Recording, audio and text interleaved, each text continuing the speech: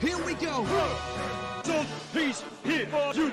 Know the words, join in too. Don't you wanna clap? Take you through funky rap. Donkey Kong.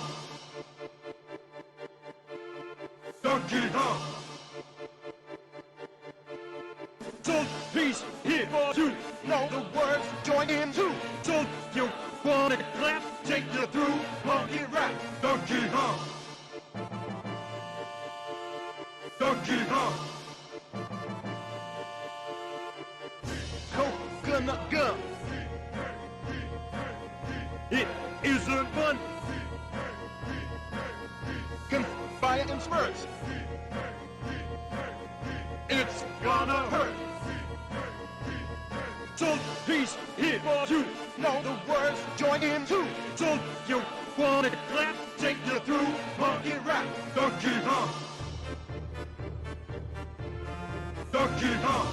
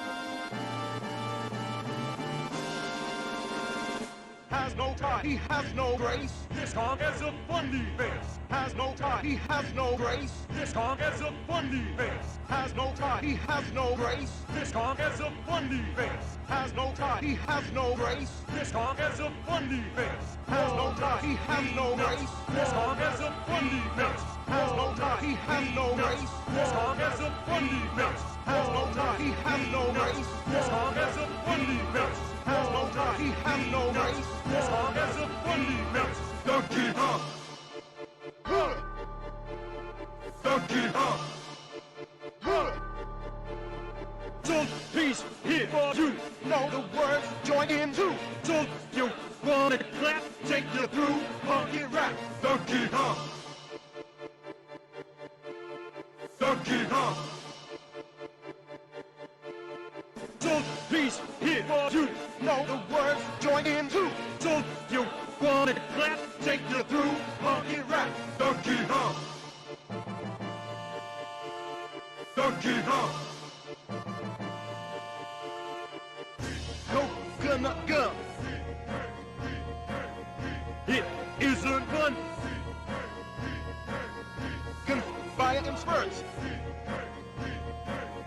It's gonna hurt. Don't peace here for you. Know the words, join in too. Don't you wanna clap? Take you through funky rap. Donkey Kong.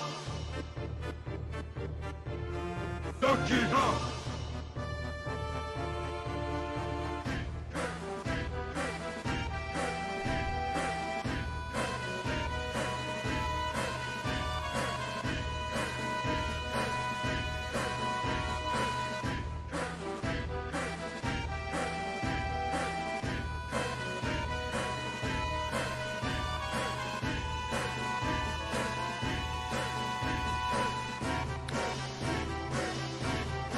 Donkey Kong.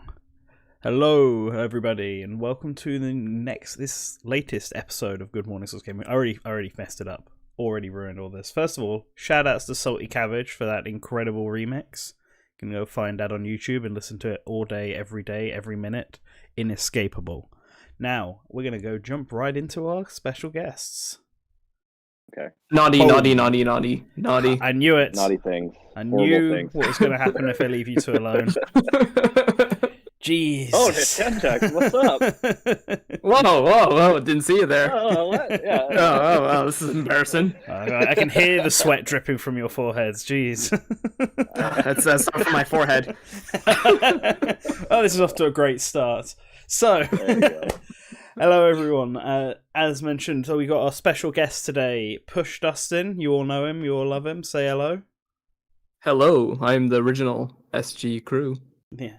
And you're here to perform for... Just for you. Just for you. I guess for everyone, really. No. It's just for me. Sorry, Riley. It's just for me. Oh. That's okay. It's all right.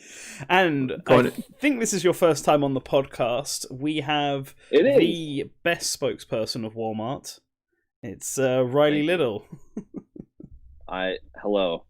Thank you for having me. Anytime. So we'll also be having Shadowlink join us, but because we've started slightly early, he's not slightly ready yet. Sorry about that. Yeah, I mixed up on the time. Yes, but Push is 30 minutes behind everyone else, or are you 30 minutes ahead? Sorry, that would be it. Yeah, I live in the future. Yeah. You're in that weird time zone, you know. It's not by an hour difference. It's a 30-minute one. It completely threw you off. So we started slightly early, but Matt will be joining us when he is ready. But for now, why don't we start with our usual start and just go through the room and see how everyone's doing, what games we're all playing right now. And why don't we start with you first, Riley? How's things going? Things are good, yeah. Busy as always. Like it's especially with the social accounts and stuff like that. We got a few things that are coming up that we're preparing for, but it should be a lot of fun and worth staying tuned for.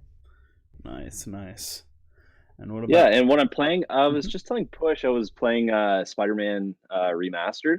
Okay. Just because I never really played it before, and I was hoping to platinum it actually because I got into trophy collecting. For whatever reason. Oh no! Last thing You've fallen down that rabbit hole, have you? Yeah, right. Like it pulls you right in. I'm like, if I just platinum it, it'll be great. No, so I'm like, if I can do that, I'll be pretty stoked. But it's like I don't really have time to be pursuing that passion right now, so I don't know why I've opted to do it with Spider-Man. But here we are. I don't have the time, but I'll do it anyway. I know that feeling.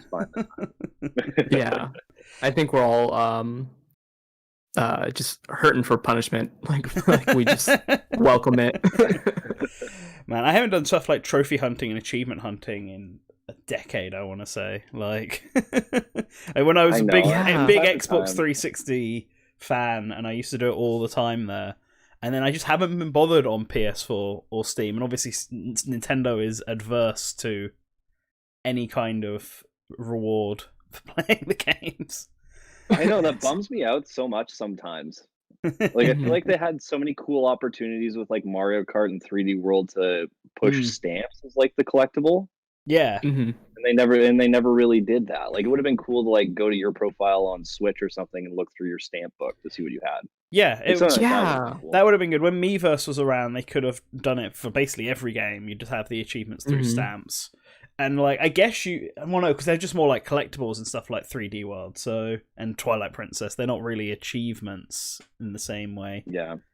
But that would have been cool. I always liked the idea of something like PlayStation Home, but better, and where you had like you could have like your Mii walking around like a 3D model of a house. And you could unlock stuff like pictures, and if you get the platinum trophy or whatever, you'd actually get like, I don't know, a Mario bed or something you could then put in the house, Animal Crossing style. Bitches love the Mario bed. I only get the Mario sheets out for the special occasions. That's right. that way they know I'm super. I'm super into them. Oh no. I was actually talking to a friend about this very recently. It's insane that Nintendo doesn't have if you get a game and you do a certain achievement or something like that you get like an avatar or something like that. That would just drive up engagement in a lot of games so much, because people would be like, I have to get Doom Eternal because I have to get the Doom avatar, right? Yeah, I feel like that would be so. People are always complaining that we don't have enough Switch avatars and it's all just Mario. And they really don't. They don't have Wario. They do not have Wario. 3 years. Oh no! They do not have a Wario avatar. It's all Mario. What the hell? Yeah, they're missing a lot of them. You feel like it'd be an easy thing to add, but there's a lot missing on the Switches. Yeah. In OS, the eShop, everything.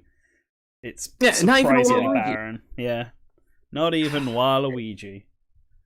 It is an outrage. I am outraged, and this is a Wendy's.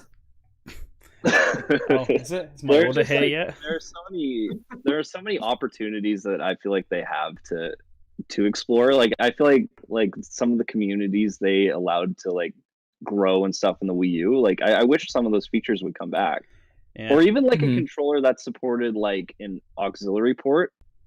So I don't have to that would be swell. That would be really neat. Honestly, they should just bring back Miiverse. Miiverse was one of the best ideas they had in ages, and it doesn't matter if you can't moderate that stuff. Just let it be wild and free. Miiverse is the new Parlor. Yeah. Oh no. Jesus, no. How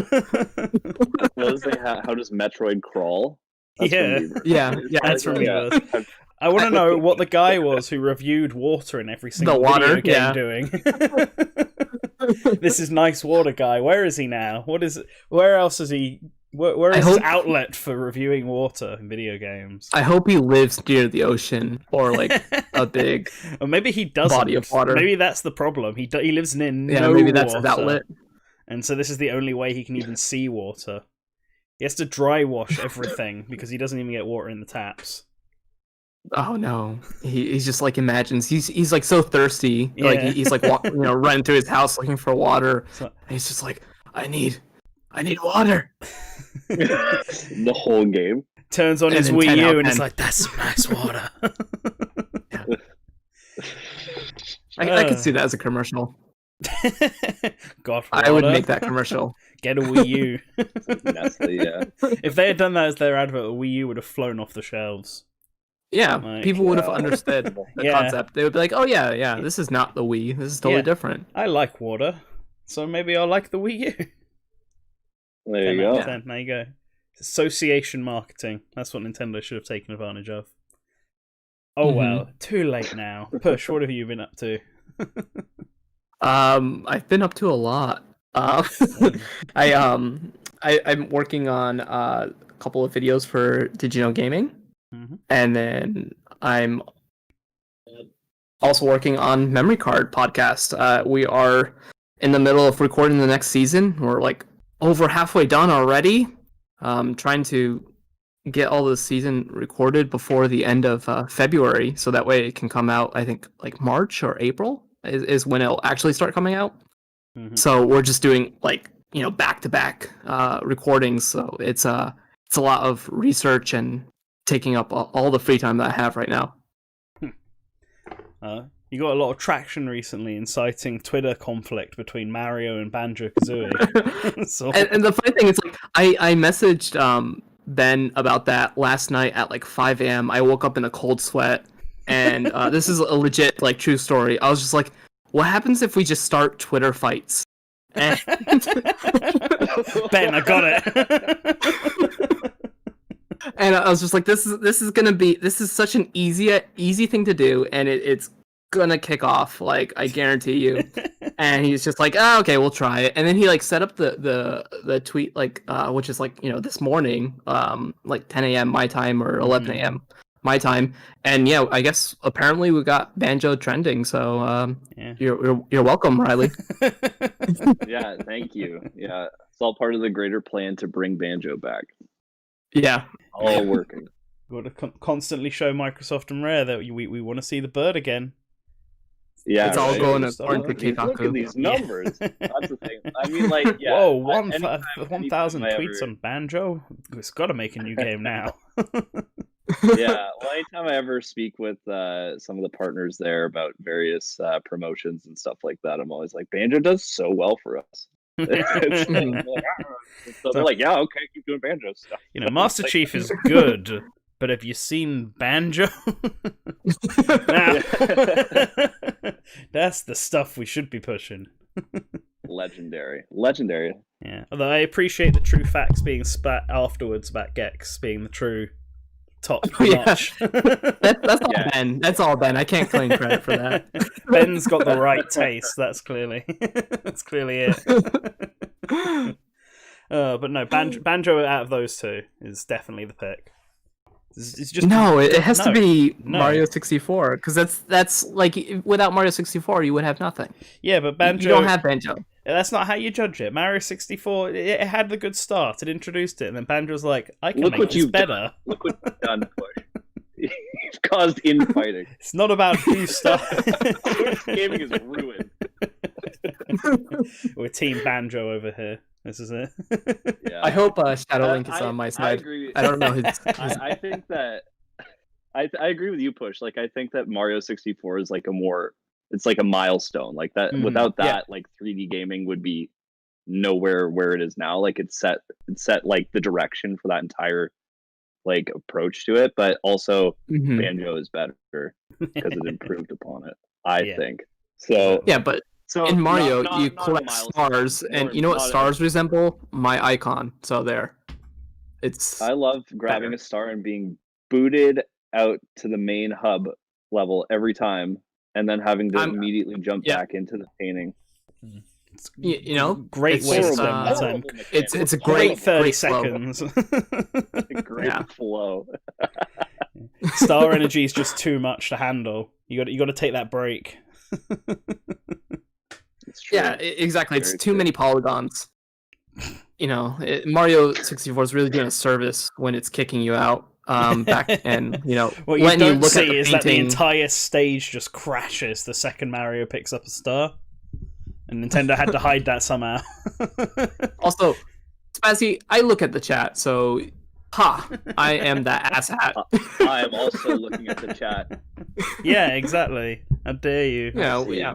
What do you think I am? Like an amateur streamer? Come on.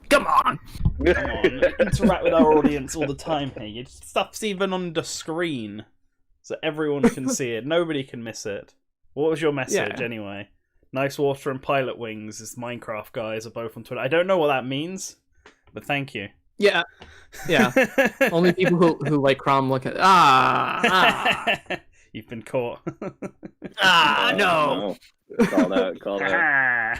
So, there's probably a lot of people who might be confused about that, but we have like an in-joke that it's kind of the truth really that Crom is the worst, quote unquote. That Crom is the worst character in Smash Ultimate.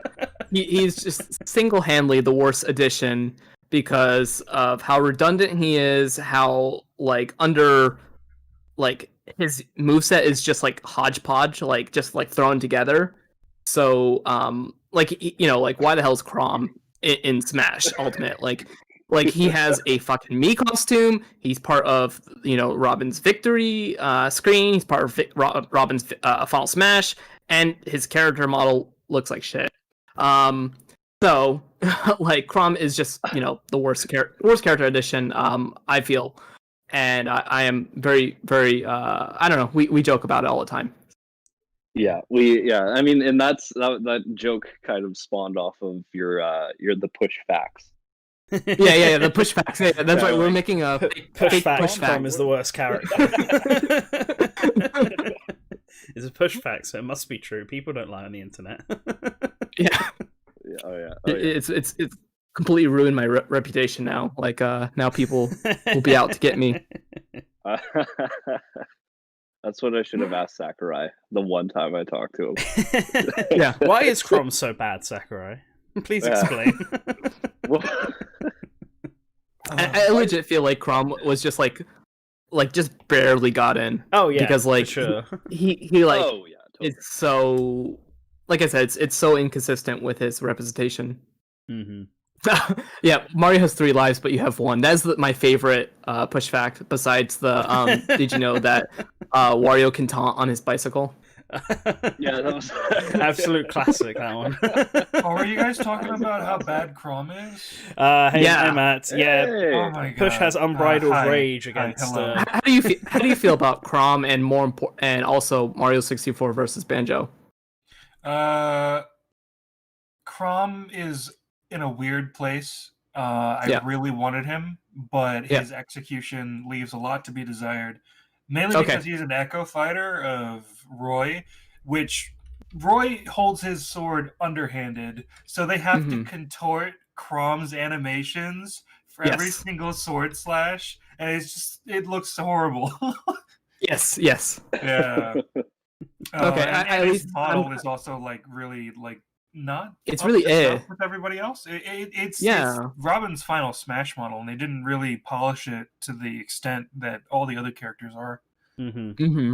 Yeah. It, like his moveset, like I don't know. I keep on thinking it. Like whenever I play him, I'm like, oh, I'm playing Roy, but it's also Ike. It's just it's weird. The up specials interesting. Yeah. So I'm glad that you agree with me that I have an ally in this. Yeah. But also, I want to ask, what do you think is superior, Banjo Kazooie or Mario 64? Mario 64. Okay, there we go. No. There you go. You've evened it out. There we go. That's the answer now. Yep. Look what you've done now, Matt. I'm confused. Don't worry. How are you doing, by the way? I'm good. I had some coffee, so I'd be sufficiently awake when I joined. Nice. Good stuff. And what games have you been up to recently? What games have you been playing? Just Stardew Valley, really. Oh, okay. Interesting. Like, any particular reason why you've jumped into Stardew Valley now? Well, I played it back when it came out, and there was a big new update, but then I found out it wasn't coming to Switch after I started playing. Like, it's not coming yet, and so I'm just like, oh, and I just ended up playing anyway because it's nice and comfy. Okay. Fair enough. I've not played it. I've sort of decided that I'm actually not a fan of farming sims and stuff. That's fair. I think the reason why I got into Stardew Valley more than the other ones is because it has like this dungeon crawling aspect to it that I hear a lot of people don't like, but I find it like there's a kind of ebb and flow that it adds to the game that I vibe with a lot. Fair. See, I grew up liking stuff like Harvest Moon, but then I tried playing the one from last year, and I just couldn't really get into it at all. And I'm wondering whether or not, like, when I used to play Harvest Moon all the time, I had no idea what I was ever doing. And so I would just basically mine all day, and then remember to farm whenever I felt like it, and then eventually give up. So when I actually tried to make it proper, like, do it properly, I just couldn't bring myself to get any further than the first month, basically. It's just, the game is just way too, or at least Harvest Moon, I don't know about Stardew Valley, it's just like way too stressful. I feel like if you want to try and get everything, you're running from one side of the map to the other constantly. There's a lot of that in Stardew Valley too, but it's not stressful. You have a lot of time. There's no time limit for like how long you can play the game. You can keep going forever. I mean, I think that's true as well for Harvest Moon. Maybe not. But I think it's because all the villagers, you have to do like farming stuff, obviously, and then that takes up way too much stamina. So like you're almost always exhausted by the time you're done. And then everyone's got their own set routines with certain shops opening on certain days and people being in certain locations at certain times. And so you might be like, you might wake up really early in the morning to go and do some, like, all the farming stuff, and then you realise that you got to go to the shops because you don't have any seeds. But then you realise that actually you're meant to go meet someone at a certain time, and so you're, like, legging it around town instead of actually relaxing like I feel like you're meant to be doing in that game. Oh well, whatevs. Whatevs. Yeah, well, if Hey, Zippo. generally, if you miss your chance in Stardew Valley to do something, you just do it the next day or whatever. So like my sister actually got like a Switch for Christmas, and she hasn't like really owned a console, I think, since the 3DS. And she was like, "Oh, what game should I get?" And so I was like, "Oh, get Stardew Valley," because she enjoyed Harvest Moon, and I think that's her only game that she owns right now. And she said she enjoys it. Yeah, my mum enjoys Harvest Moon, but that's mainly because she likes riding horses. So yeah, that's why I grew up with Harvest Moon. I had the GameCube one where you could ride a horse.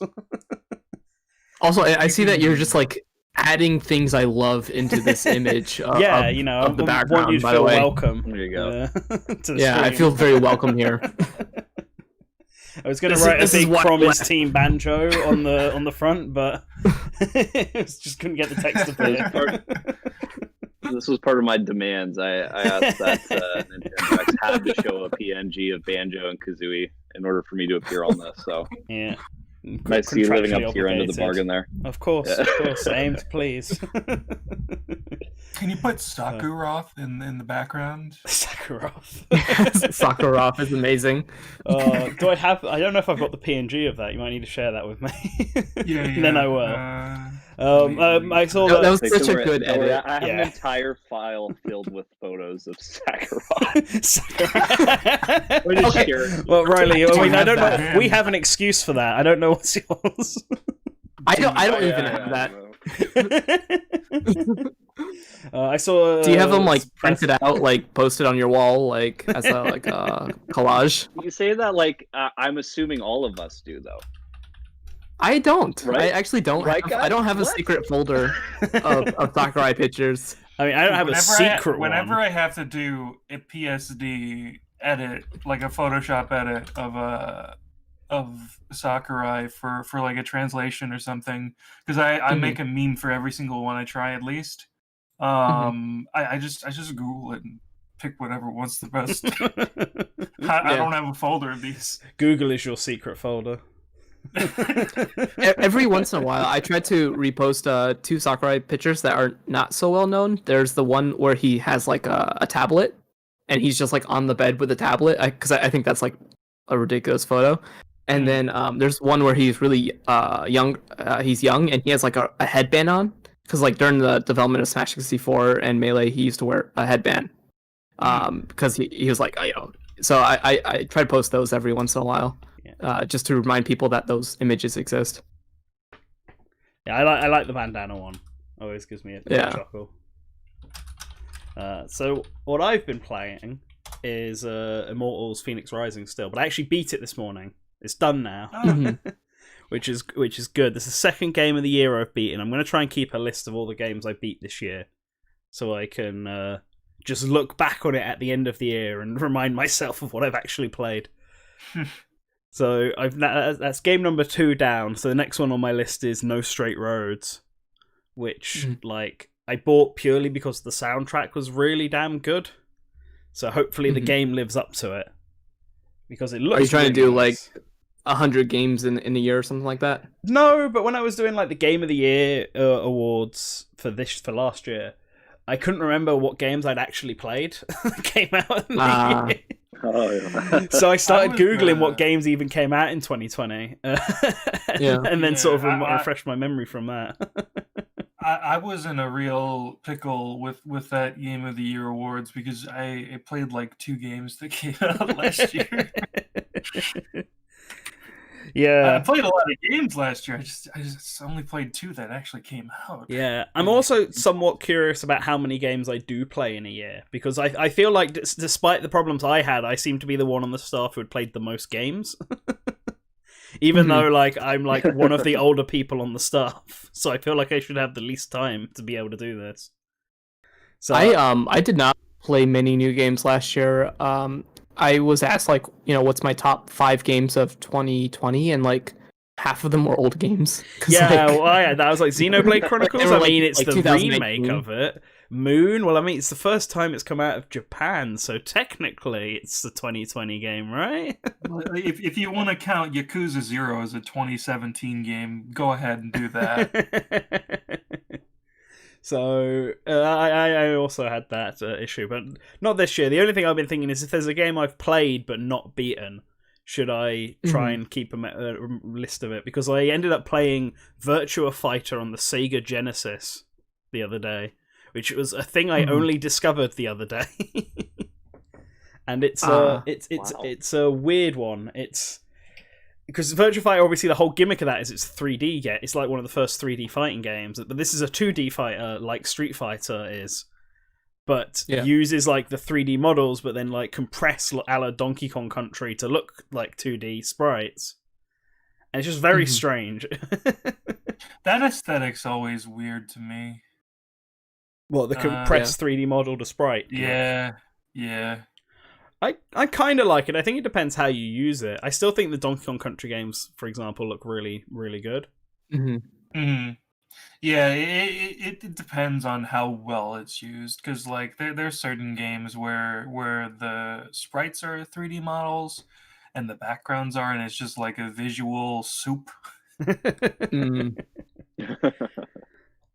But yeah, Immortals Fenyx Rising is the game that I've been playing this week, and it's finished now, and I quite enjoyed it. So they know Ubisoft's doing DLC. The first one comes out soon. I just need to decide if I actually want to put the effort into getting it, the season pass for it. But I enjoyed it. It was a nice weird. The Adventure Time DLC. No, that looks bad. That looks crazy. Like that's my problem with this game. It's actually really good. It's like a weird mix of Breath of the Wild and Devil May Cry with like a Horizon Zero Dawn style of storytelling, which it was one of the benefit things I thought that game did better than Zelda. So like it's got all the stuff there, but it's just that it looks like a 360 game, which isn't great. Well, I don't mind it, but I know some people won't like it. I like Greek myth, and the game goes to a lot of effort of explaining Greek myths to people, but it means there's a lot of commentary, because like the whole premise of that game is Zeus and Prometheus, like Prometheus telling a story to Zeus. So throughout the whole game, they're effectively commentating over it. Like you'll get to an interesting landmark, and Prometheus will basically explain the myth that landmark is based on, and then Zeus will make a joke about it. And I know some people who have played it really got irritated with the amount of commentary in this game, which I didn't imagine mind. that'd be repetitive. Yeah, I think it really does depend on how far how interested you are in the actual setting of the game to know whether or not you actually find it irritating or not. But I enjoyed it. I thought the gameplay was solid, and they released an update recently to stop some of the crashing on the Switch version. Because it used to it did cause my Switch to overheat like once or twice, which wasn't very good. But it seems to fix that now. I was really confused why you were saying it looks like a 360 game, but now that you've let loose that you played the Switch version, I understand now. Well, the game, that's the thing. It looks like a 360 game, but it runs at a very smooth frame rate. Yeah, that's the price to pay for playing a Switch game. But like, I think this Breath of the Wild type games work better on the Switch. I feel like I just find it more cozy to play than on the PlayStation. I can see that. There's like this kind of ecosystem of picking it up and gathering stuff or exploring this one little area and then going away for a little while. Yeah, I think it just works better. So I was willing to put up with the look of the 360. Just to do this. I want to see what it looks like on a high-power PC, because I imagine it would look very pretty, but someone told me that it actually just looks the same, so I don't really know. It's actually a very respectable conversion. It's just like the draw distance is a lot shorter, and that's to be expected from like every open world game on the Switch. Yeah, the most chuckles I've got is when models clearly like transition from one to another, and it doesn't look natural because like there's no texture there. Like there's a scene where people are turning from stone to not stone, but they swap into this weird polygonal model that's like the in between, but it's not textured at all. So they go from being statues to like the fighting polygon team to then just being regular people again. I'm gonna hazard a guess and say that's not how it's supposed to be. It's funny though. It's good. It gave me a good laugh. But yeah, that's what I've been playing. No one's been playing Scott Pilgrim. Wow, that game. I thought that was the big game of this week. I haven't played it yet. I have a mixed relationship with Scott Pilgrim, the franchise.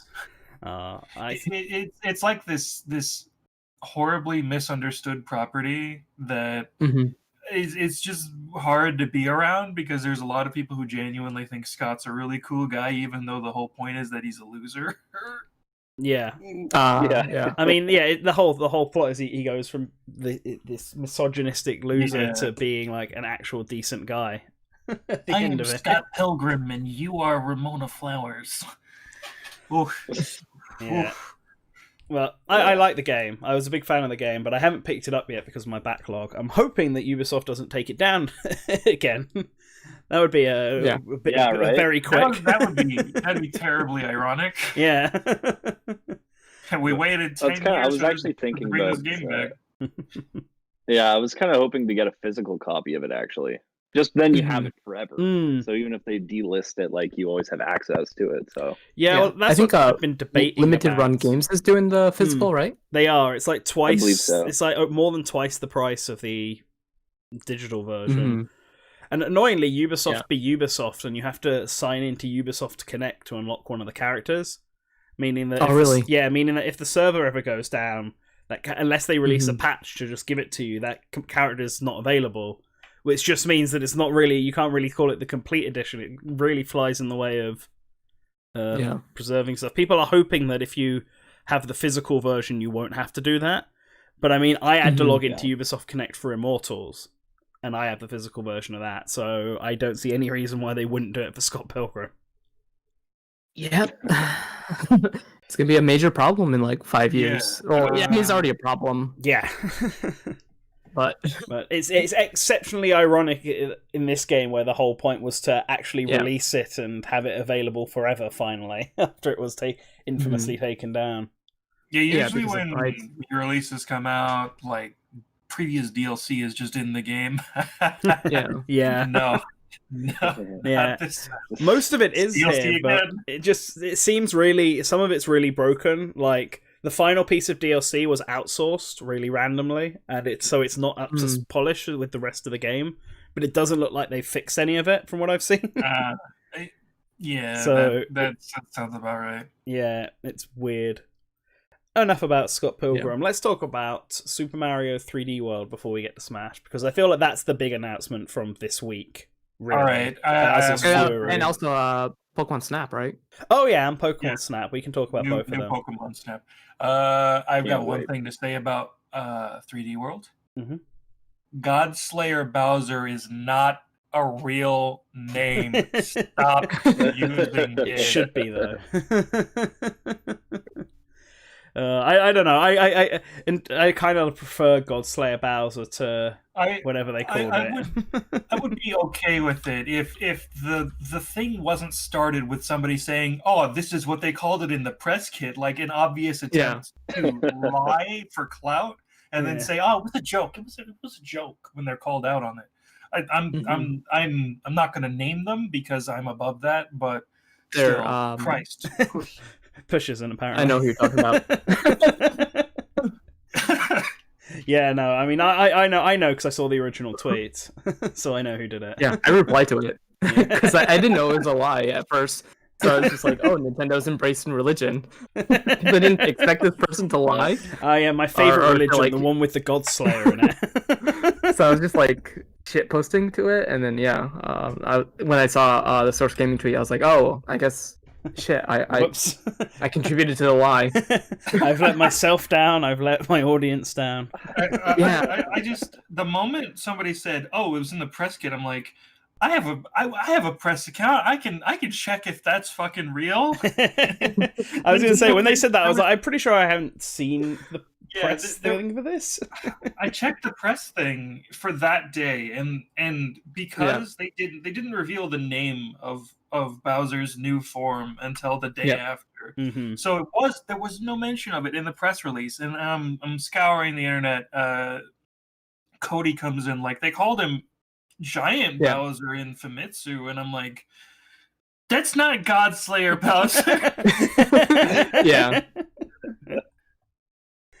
I remember. I remember that. I was like, I'm not sure how that got started, but like, I had people who aren't really in the industry like messaging me, going like, "Oh man, like I can't believe that Nintendo of America didn't call it Godslayer Bowser in Japan." I'm like, well, that doesn't even make sense. Like, like what? Like, it's so fake. And I just sent your tweet, actually, the Source Gaming tweet to them. Oh, nice. Yeah, I put that out for a reason.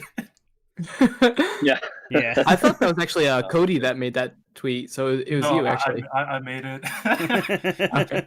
You're following the Source Gaming code of conduct way, the code of conduct. Good job. Yes. Oh no! Look at that! Look at the size of that big Bowser that you set up in there. Yeah, big Godslayer Bowser. There he is. Banjo, see, they're trying to fly away. He does look like a Godslayer. Yeah. I mean, they have like basically like shrines in Mario World, right? In Bowser's Fury. So shrines? I mean, Breath of the Wild. They're more like individual like 3D world levels that are just there in the world. Yeah, I think it's just like a big open world that's just a bunch of 3D world worlds stapled together above a lake. Instead of like this hub world where you select levels from a map, they're just all on the same map. Mashed together. Yeah. And I think like every island has like 4 routes, and then you pick which route you want to go through, and you have to unlock the 4 lights. And once you do, you can then play as Super Saiyan Mario. Goku. Yeah. Giga Cat Mario, whatever he's called. And then you beat up Bowser, and then that unlocks the next island. And then you go to the next island, and you rinse and repeat until, I guess, all the islands are done. I think that's how the game's structured. Which I'd like to shout out that I was like 100% right when I saw the Giga Bowser thing, and I saw all the when he goes active and stuff starts raining down from the sky. I was like, this looks like it's a timed thing. Like it will just randomly happen, and you just have to survive for a certain amount of time. And I have people saying, no, this is just the thing that happens. You activate all the shines, and then it starts the boss battle. I'm like, no, I'm pretty sure this is just going to happen constantly.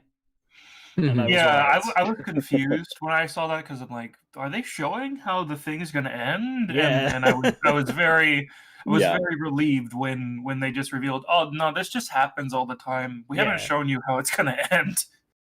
Yeah. Yeah. It's just like when the blood moon happens in Breath of the Wild, just randomly. It's this happens. I hope there's an accompanying glitch where it just happens in the middle of nowhere. Just happens like in a cutscene. Yeah, no, it just starts up like on and off. It like cycles rapidly. Bowser, stop! He's really pissed now. Well, I think they said that the Bowser amiibo will also summon him.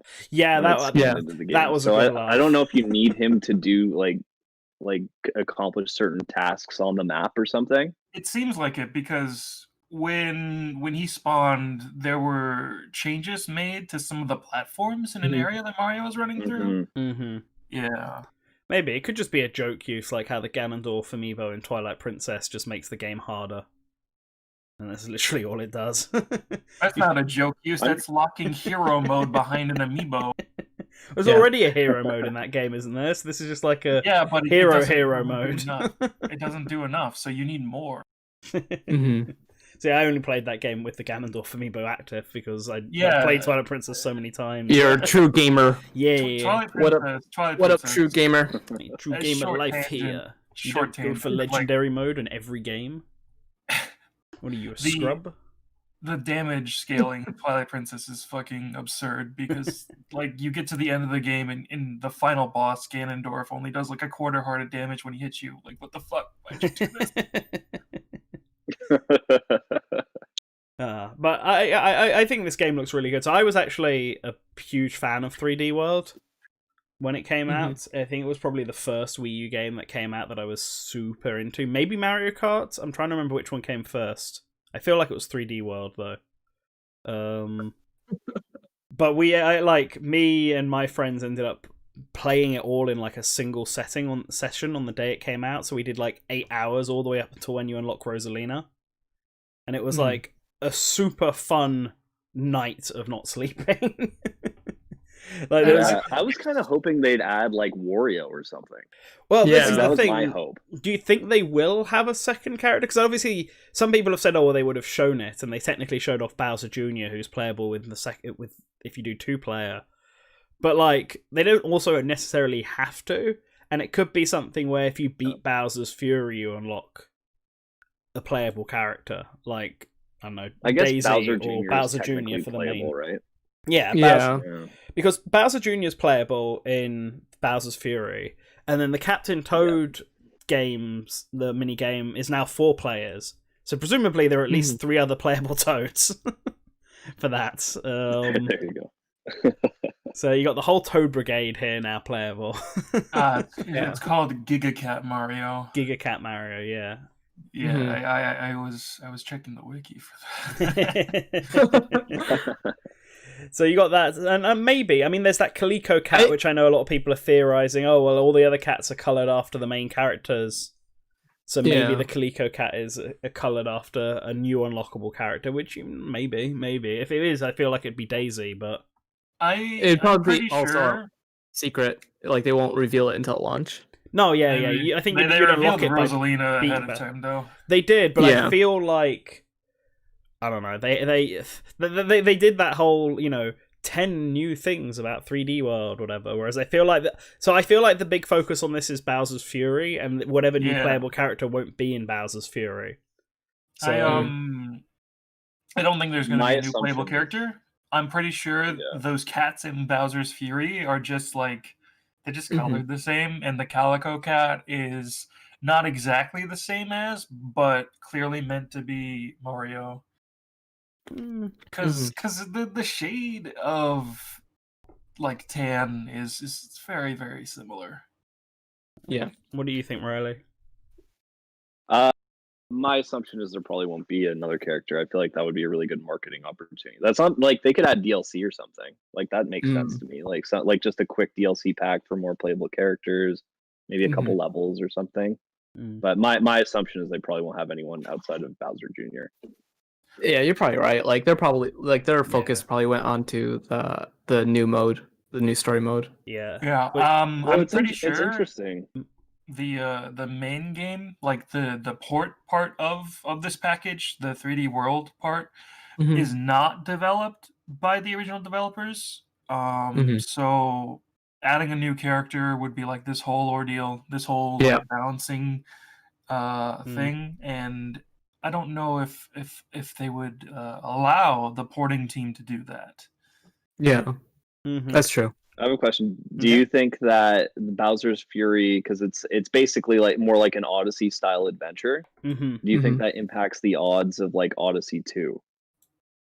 No, I think it's just them, if anything, testing it out. So I have a feeling that, and I really hope some journalist, if I ever get the opportunity to, I will ask, speaks with the Mario team and just like, I feel like they had Odyssey DLC planned, and then someone somewhere on the team was like, well, we're porting 3D World, what if we just add it to that game so that more people are interested in buying 3D World instead of selling it as a thing, and it just sort of added on to that, because you're right, it is very Odyssey-like, and I feel like Odyssey definitely had DLC planned, and just that they never made, and it's always made me think, well, Galaxy 2 thing, they just had so many ideas they're going to make a second game. But the fact that we've got this instead makes me wonder if this was actually some of the ideas they had, and they've just thrown them in here.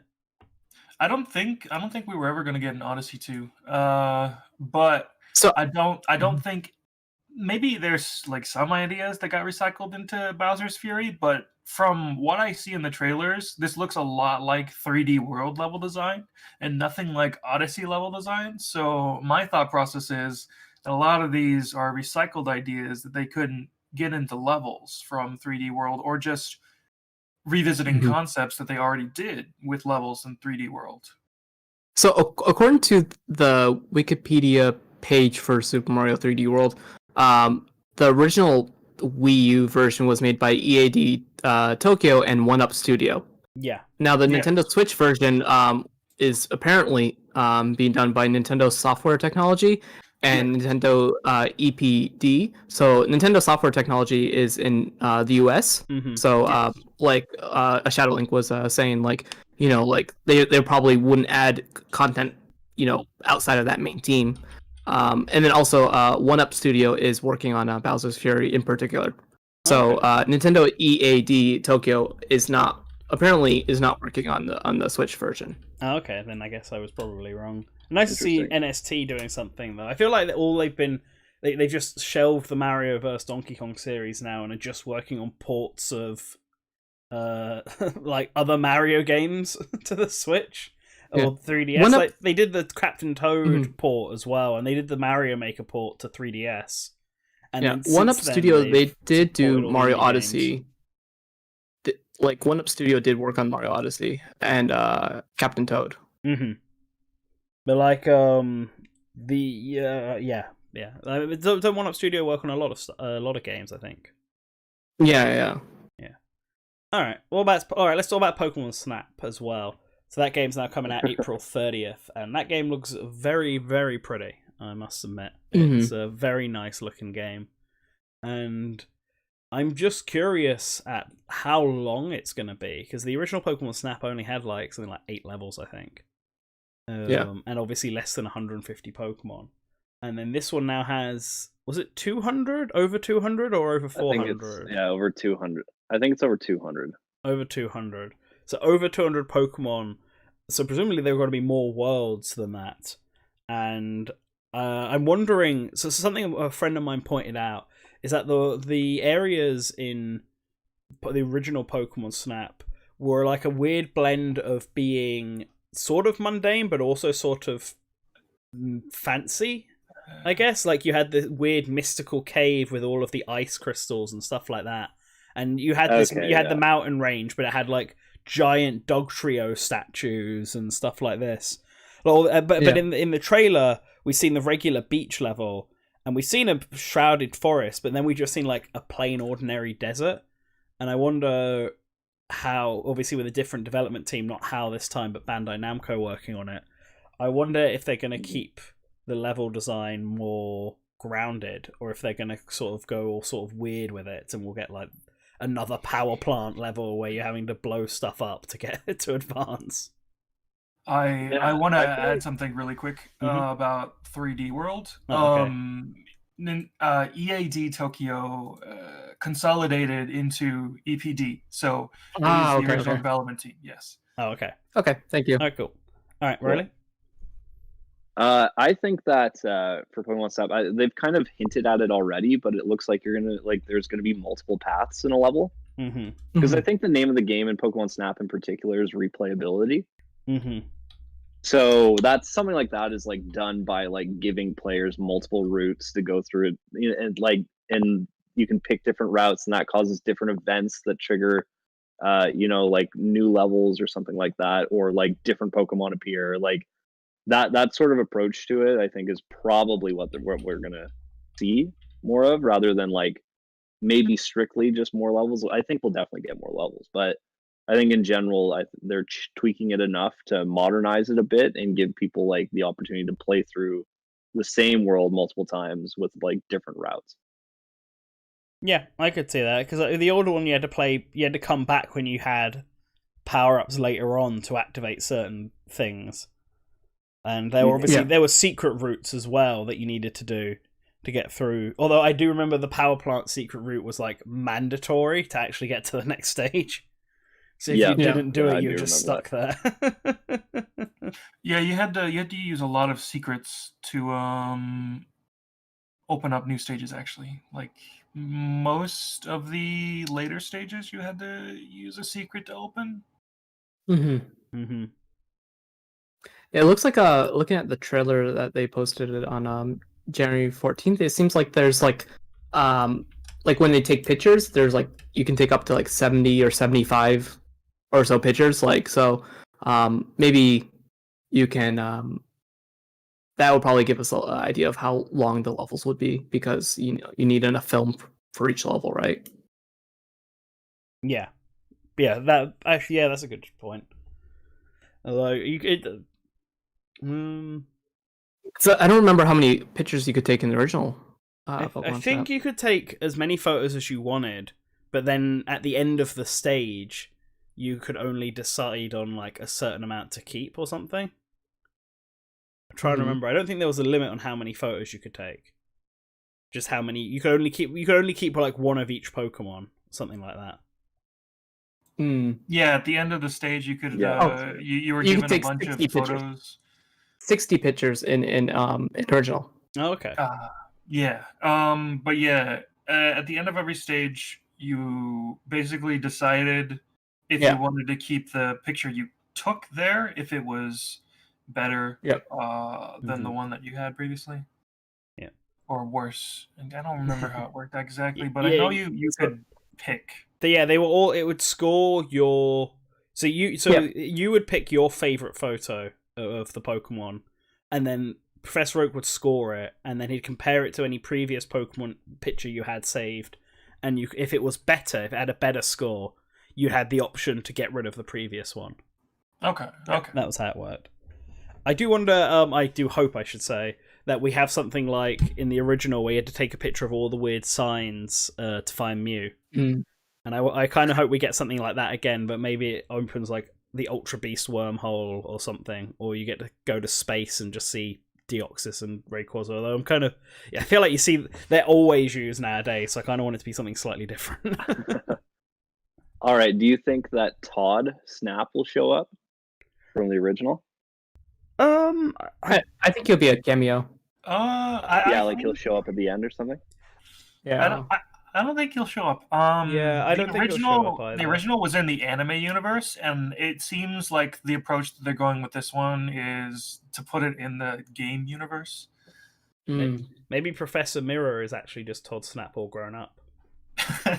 Maybe they got the same hair color. That theory. My hope, and I tweeted about it earlier, is that you get through the main campaign or whatever it is, and then Todd shows up and he's like, "Hey, yo, come with me. Like, you're really good at taking photos, blah blah blah." And then you just get to replay like the original N64 levels that they've replayed. That would be cool. That would be really cool to me. That would be a really cool post game. Your photo taking skills to save the world. I just want to hear Professor Oak again. Well done. Yeah. In Japanese, he goes Subarashi. Subarashi. Yeah, I feel like lacking Professor Oak. I understand why they did it, but it just doesn't feel quite the same. I'll have to see if Professor Mirror can live up to it. But yeah, I would love that. It would be cool to like have all the new content, and then like for the fans of the original, have that opportunity to go back and re-experience. I really dislike that they called it New Pokemon Snap. Because it's been fucking years since we had a Pokemon Snap. Like, what are you gonna play Pokemon Snap for the Switch? You can't. Like, you can only play the new Pokemon Snap for the Switch. I hate this naming convention because it's like so terrible for the future. Because like whenever they do release a new Pokemon Snap, it's gonna be like, "Oh, are you talking about the new Pokemon Snap? Or are you talking about the new Pokemon Snap? The one, the one that came out for the Switch." I'd like to buy a new 3DS. Yeah, which one? Which one? The new 3DS or a new 3DS? No, just the new. Or 3DS. The new 3DS XL.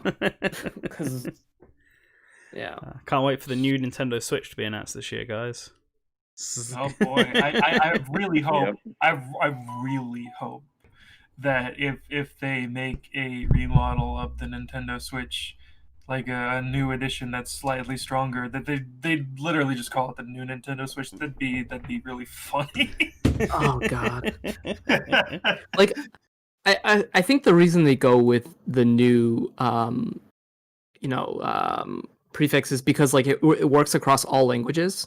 Like it works really well in Japanese. It works in Japanese you don't have, when you use new, it's different from the Japanese word for new. Yeah. So like you can differentiate between those two. But in English it's just like I'm sure it's just like Miyamoto being like, we need to have new in this title, and everyone's just like, okay Miyamoto. Like... Neo Pokemon Snap. It's also, I feel like it's like a search algorithm play. Like people who are uninformed and trying to look at it will type in like new Nintendo Switch. Mm-hmm. Yeah. Because like every they might single not type in Switch Pro or whatever. That's a good point. Every single new release is labeled as new on retailers and stuff. So people have gotten used to just searching for new things if they want something that's not used and stuff. Yeah. So we do have a question about someone's asking if we think they're going to remake the Gen 4. Probably. It's been a long time. But... It's been a long time since people thought that they were going to do it, so it's probably going to happen eventually. The Gen 3 remakes took a while too. They happened. It's going to happen. Yeah. Yeah. I say this as someone who has absolutely no knowledge at all about anything the Pokemon's doing. So, but I think probably it'll happen. I think it's a matter of like when, not really if. But I have no foresight. Yeah. I mean, if people think it was going to happen soon because it would follow the usual Pokemon timeline of development, where they release a new game, then release whatever the third version of that game would be, and then they do a remake, and then they take a break, and then they do another game, and it just repeats like that. Sometimes something like Pokemon Let's Go will get thrown in as a filler, and then sometimes if they're at the end of a console life cycle, like in Gen 5, they'll just do the new gen and the third version, and then they'll just jump straight to Gen 6. Well, the thing with Gen 5 that was really different was that they just completely forwent making a third version. Well, I mean, when I say third version, I mean like Black 2, White 2, or Ultra Sun, Ultra Moon, or the DLC for Sword and Shield. That's what I mean. They fall under that same bracket. Black 2, White 2 was like a whole different game, actually. Well, yeah, I know. I actually recently wrote something for something that I can't talk about, but that was all about Pokemon Black and White and Black and White 2. So, like, they're... I've played both of them. Black and White is like peak Pokemon, by the way. Like, forget about the Diamond and Pearl remakes. They're just a stepping stone towards the Black and White remakes that we'll eventually get. But the big reason why we never got anything after Black 2 and White 2 is because it came out at the very end of the Nintendo DS life cycle. And the reason we didn't get anything after ORAS is because Generation 6 is terrible, and they just wanted to forget about it and move on to Generation 7. I've heard conflicting things about that one, actually. I don't know. They didn't bother making a third version of it and just moved it all to Sun and Moon. They were planning one, a third version, and they had to make the next major game. And because why bother making a third version of a game that literally like only competitive people liked and no one else did? So then they put out Generation 7 with all the Pokemon Z stuff, and it was unfinished and unpolished and rushed. And still better than Gen 6, though. Gen 7 is still better than Gen 6. Can I say something? Yes. Please. Like, getting into our Pokemon. Like, Pokemon is basically a yearly release game. Ever since its inception. Like, it's only missed like 2 years, I think, since 1996. Like, it missed 1997, and it missed like maybe 2013 or something, 2015. Besides that, it's hit every year. Like, we've gotten a new mainline Pokemon game or a re-release every year. So, I think the DLC for Sword and Shield was the 2020 release.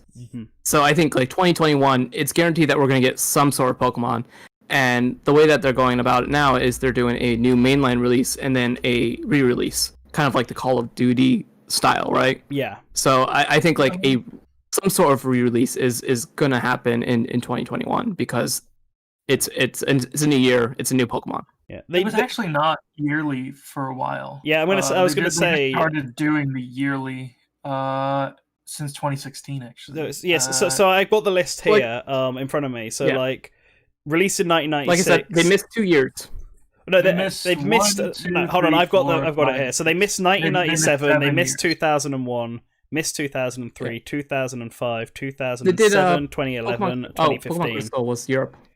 Yeah, so like, yeah, I mean, yeah, Europe gets everything late, so you probably getting the mix up because we got most of these games a year late up until fucking Heart Gold and Soul Silver, I think, and then we started getting them at the same time America did. But yeah, after Black and White, there was like a gap. It's basically yearly.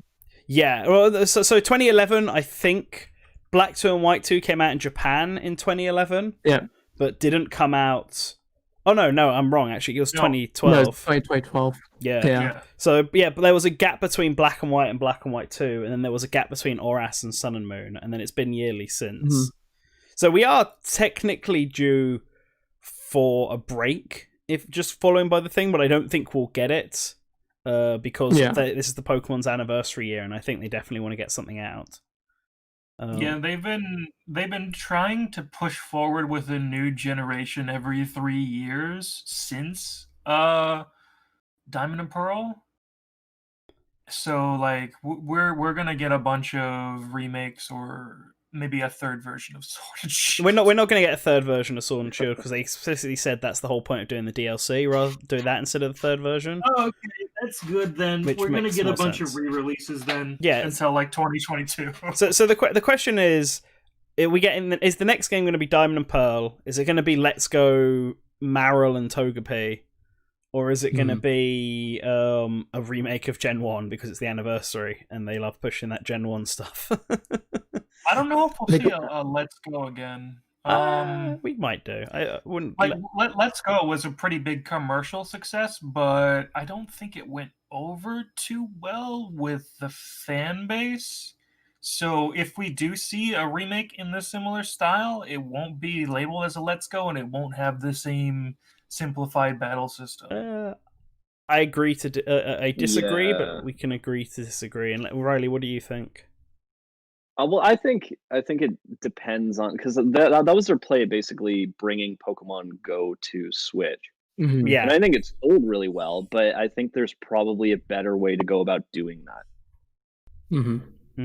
If that makes sense. Like I think they like Nintendo produced like a Pokeball controller for it. Like they have the assets to continue on with that sort of style, but I just wonder if there's something they could do to better grab the Pokemon Go audience, which is huge and generates billions of dollars for them. Yeah. I mean, they might change stuff up. I feel like they would keep the Let's Go branding, but I don't know. I feel like it's the perfect way to have them remake older games again without just doing it again. Like, excuse me. Jeez. They didn't actually really need the branding because Sword and Shield did super well. Yeah, even better. No, but I mean, sorry, man, what is happening? What is happening? It must be really cold. You know what? Forget what I was going to say. I'm going to mute myself now. Let's. I think if we do see anything like staying from the Let's Go game, it'll probably be that the way they integrated how you catch Pokemon from Pokemon Go. Like maybe that'll be in trailers and stuff. Yeah, well, that'll be in the game, so they can show it in trailers and show everybody. Oh, it's just like Pokemon Go. Wow. Like maybe they'll just have like the non-hostile catching system still in there, but I don't know. Yeah, right. Like I feel like that's a really easy thing to roll into like a casual mode or something. I know fans have wanted like various difficulties. Like maybe that's the way you implement it. And then perhaps kids can use that. Like the casualized features of Let's Go could just be their own difficulty mode called Let's Go. Yeah, right. Like that's totally fine. I think anyway. Yeah. But I mean, I feel like there's a lot to come for Pokemon this year at any clip. Like it's their 25th anniversary. They're going to go all in, and that's going to be across like all of the mediums. Not games. All right, let's move on from this to talk about, I guess, the big thing that we wanted to talk about, which was Smash Brothers, because New Year. Is that the game Crom's in? Yeah, it's all right. It's the one he's the main character of on the screen right now. It's happening. So, New Year, new Smash DLC. Might be the final year of Smash Brothers Ultimate. Yeah. Fingers crossed. I think people who cover Smash Brothers a lot like us are the only people like thinking, oh man, I hope there's no more DLC after this. I mean, I love Smash, of course. So I will. If we do get a season 3 pass, that's just more chance for characters I want to get in. I've put down a wager because right now I'm making a Dream Smasher on Virgil from Devil May Cry as a sort of pseudo sequel to Dante, and at the end of the video, I'm just like, if there is a pass 3, God willing, I will make Nero next. One for each pass. Yeah. So, I don't know. Like, are we analyzing like what we kind of think about the potential for a third pass? So I thought first we could talk about, I guess, Smash in 2020, the DLC that's come by and all that, and then we can look forward to what we think is going to happen for the rest of the past if we have any predictions and stuff, and then even further beyond that, both for Smash and for Sakurai. So, with the start, with first of it, so Smash in 2020. Obviously, we got the end of Fighter Pass 1, which is like a year and just a bit, and a year and a day ago, right? That's when Byleth was revealed. So that ended Pass 1, and then we got a year and a day ago. Yeah. And then we got 3 characters from Fighter Pass 2, being Min Min, Steve, and Sephiroth. But the gap between them was fairly large. Min Min was... An ARMS character was announced in April, but Min Min wasn't revealed until, like... Was it June? Yeah. And then we didn't get anything for, like, half a year. Where we got June Steve. 22nd. And then we got Steve and then Sephiroth, like, within months of each other. Yeah. So... how do we feel? Like, how compared to what we were expecting and the DLC, how the first half of Fighter Pass 1 went? How do we feel about the way DLC was handled in 2020? So the thing about Pass 2 is that it feels like all of these characters were going to happen regardless. So Pass 2 was probably a guarantee from the beginning. Pass 3, in my opinion, like probably relies on how well the game stays around. And last I checked, the sales had slowed down to momentum that's not quite up to snuff with every other first party release that was big on the Switch, but it still sold quite a bit. So I don't know if they think that it's going to still be like a profitable venture to keep going with DLC, but if there is a Pass 3, they probably would have already decided by now. Right. You jumped ahead slightly there on the list of topics we're discussing. What do you think about? Yeah, well, what did you think about 2020? About the DLC in 2020? Yeah. What do I think about the DLC in 2020? I told all you people that Gino was gonna be a me costume. And there he was. Yeah. And it happened. Yep. Yeah, I went on like a huge rant about Gino last time I brought him up, cause like I respect Gino, and I know he has a lot of fans, but I've always felt like his presence was kind of overstated because he's from one game from the 90s that didn't even sell amazingly, and he's not stuck around. His literal last appearance before Smash on the Wii U was a 2001 game, and as a cameo in the mini game. Yeah. Yeah. Yeah. He always felt more like a character people wanted in Smash rather than a genuine like, oh man, I want there to be a new Super Mario RPG, and the best way to do that is to have this character in Smash. And like I feel like it was always this kind of misguided effort. I don't know. I wish he came with a remix of some of the songs at least. Yeah, that would have been pretty cool.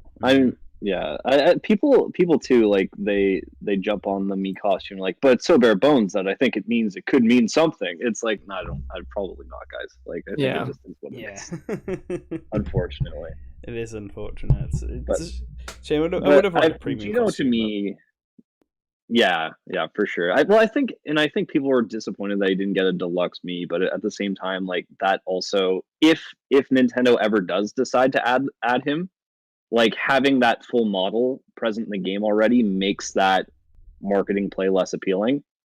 So I think it's the same reason that you don't see like Dixie Kong or like Waddle Dee as like assist trophies, because I feel like having those models appear in the game kind of lessens the impact of like that character becoming playable for the first time, or having the music and having that. So I think that it's something.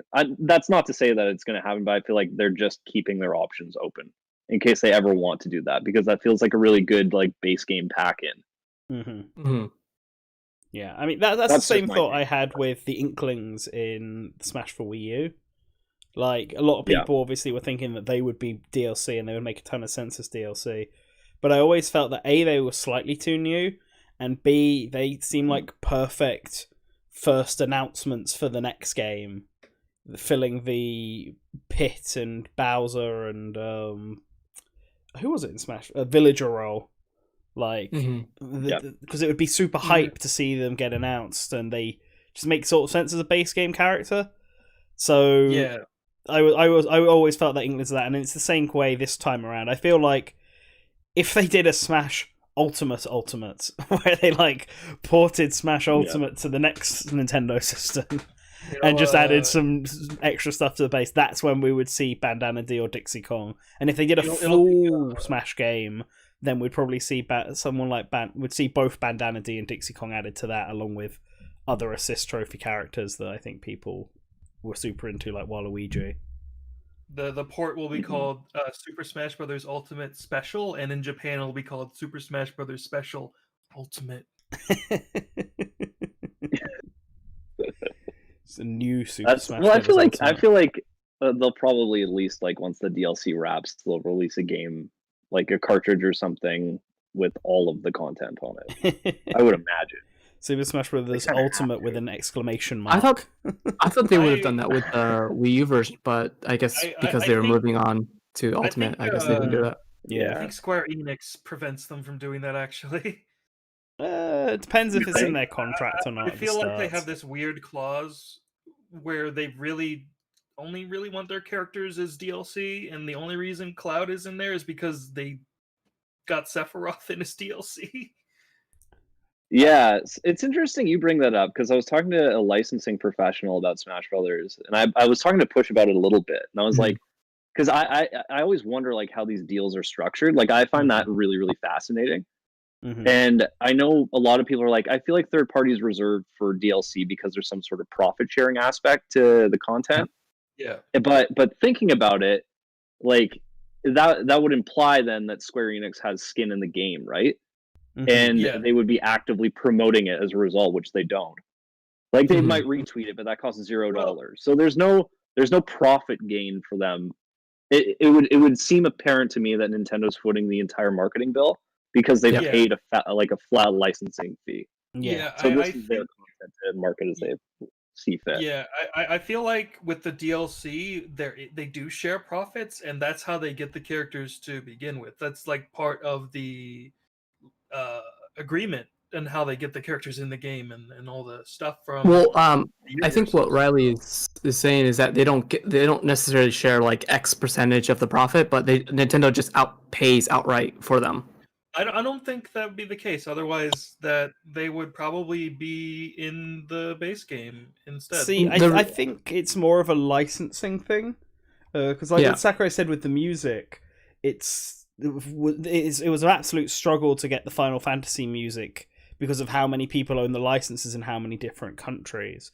And I know that's more of a hassle than the actual characters themselves, but it's still more hoops to jump through.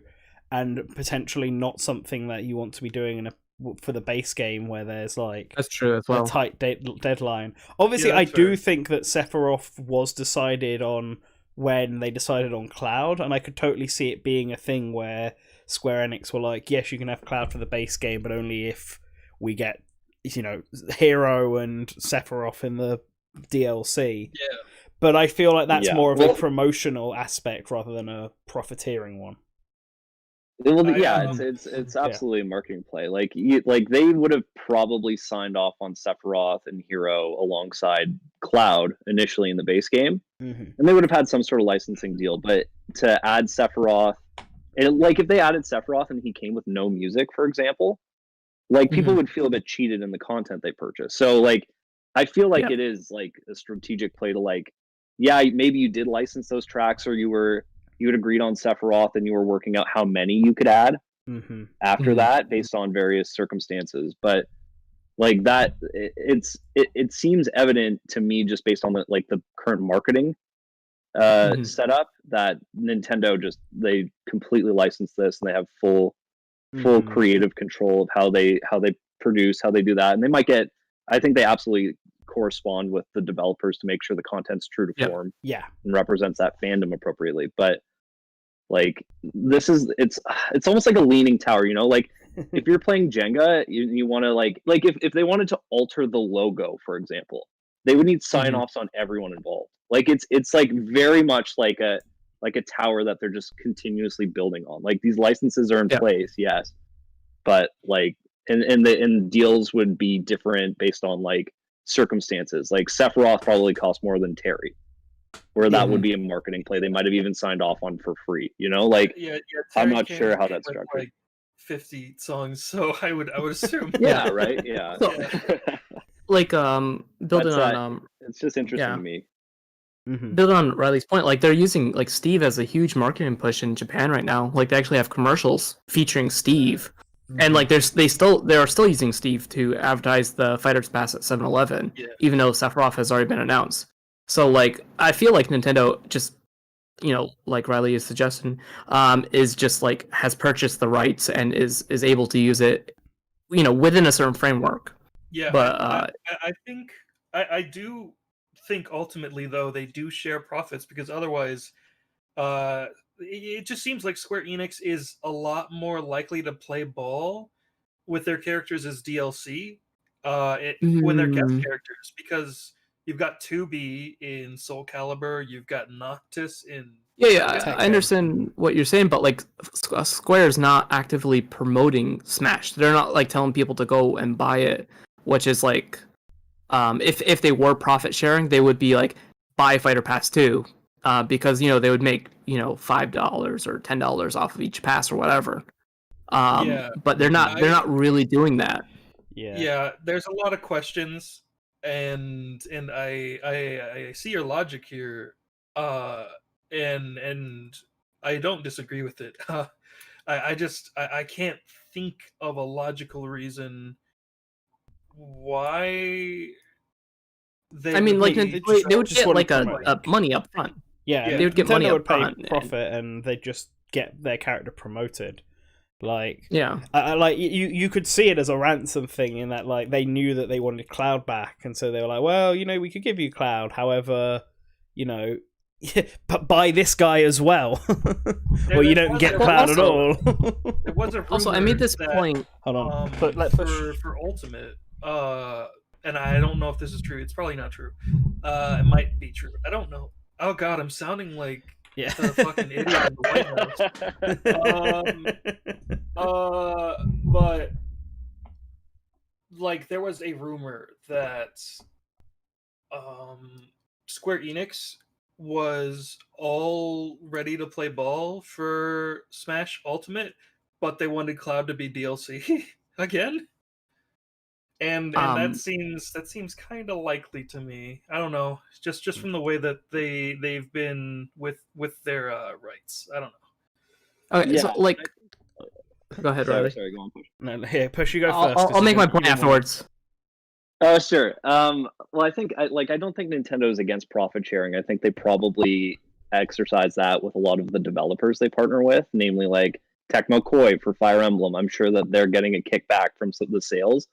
Namco Bandai for Smash. Like, I feel like those are like there is profit sharing elements there for development, but this, to me, it seems evident that these are just strictly licensing deals, and they'll promote for social clout or engagement, but they don't put any money behind it at all, which is which to me indicates that they're not profiting off of anything.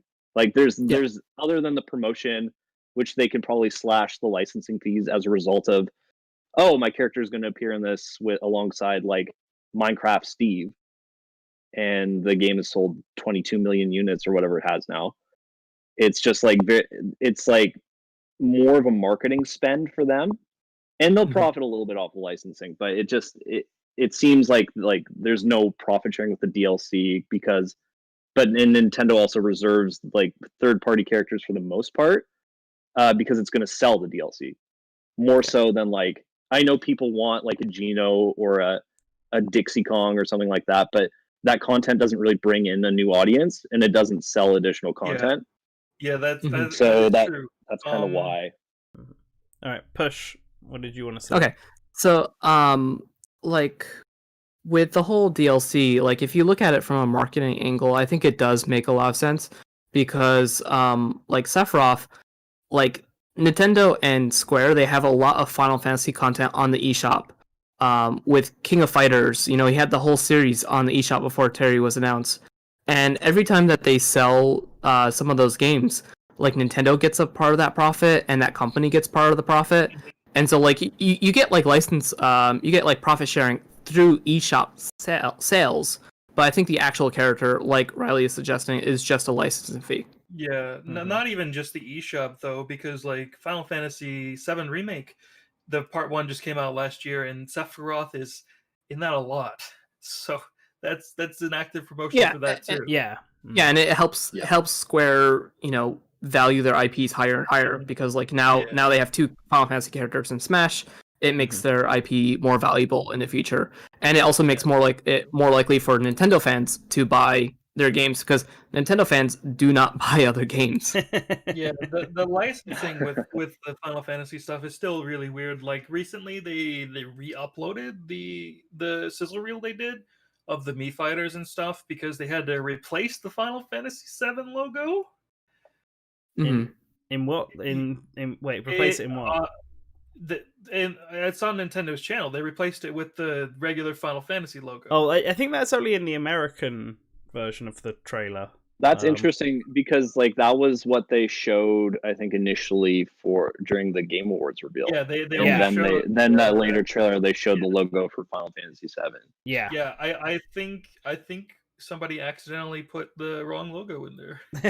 I don't know. I would go with that conspiracy theory if it wasn't for the fact that you guys keep getting like an Altair instead of Assassin's Creed, or No More Travis instead of No More Heroes, and other logos. It's definitely an ESRB thing. Yeah, that's my thought. Maybe it could have just been that they only licensed the logo for a specific amount of time that they were going to promote the thing, and then they switched over. The logo is, I don't know. It's still copyright. Like it's I think it's fine. It's fine to use. Yeah, but it's fine to use. I think it's just ERSP. Yeah, I think it's something. I think it's something silly like that. Maybe, yeah. Anyway, let's before we go on to 2021, let's talk about I want everyone to rate the 4 DLC characters we got in 2020 from least favorite to most favorite, which is of course Byleth, Min, Steve, and Sephiroth. Riley, giving the game away. Yeah, sorry, I'm so sorry. Didn't mean to spoil it. So should we just rank the other 3? Yeah, all right, fair enough. Yeah, I'm assuming Byleth is bottom of everyone's list because it is mine. I guess then. Well, what were everyone's thoughts on Byleth in the end? A year on, do you still don't think they're a character who should be in the game, or do you think that have they sort of grown on you, or Blake push you start? Okay. So with Byleth, I felt like the initial concept of the weapon switching and having the 3 artifacts or whatever wasn't interesting, but I don't feel like it was fully utilized or fully realized. So I felt like their moveset was kind of bland in the end. And I still wish that, Sakurai would have the guts and pick a female avatar as the default. So, yeah, I do wish that for Byleth. The female one's much better than the male one. Same for Corrin, actually. Yeah, which is extra stingy when you don't get the amiibo for the female one. Okay. Yeah, I agree. I think it would have been cool. I do not. Yeah, I prefer it. Its female design is fucking atrocious. Nah, I like it. It's grown on me. I thought it was weird at the start, but the more I see it, I think the more I prefer it to the male one. They're actually both good. Unlike the Corrin one, where I think the male one is just bad.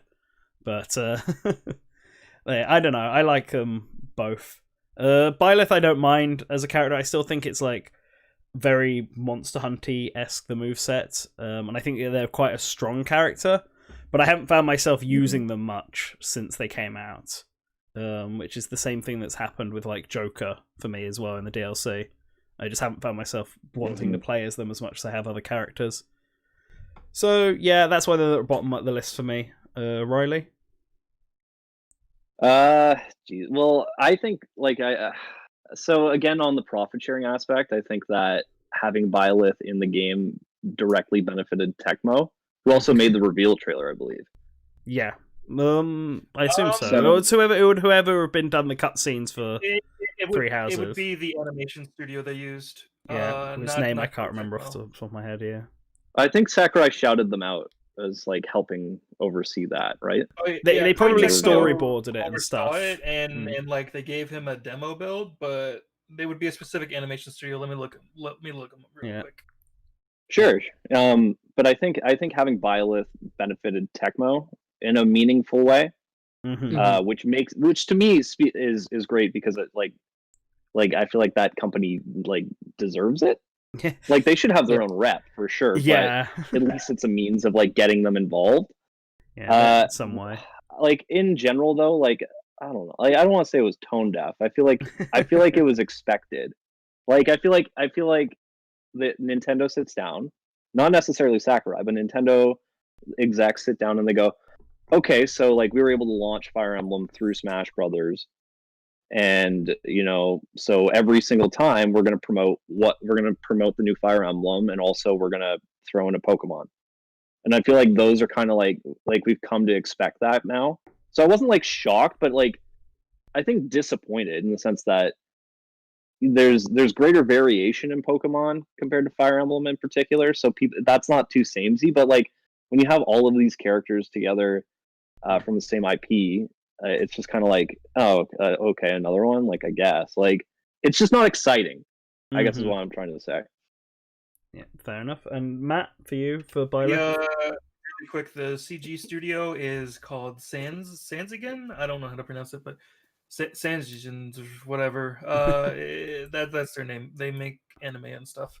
Okay. But yeah, I think Byleth is a addition that screams to me that Sakurai chose this one.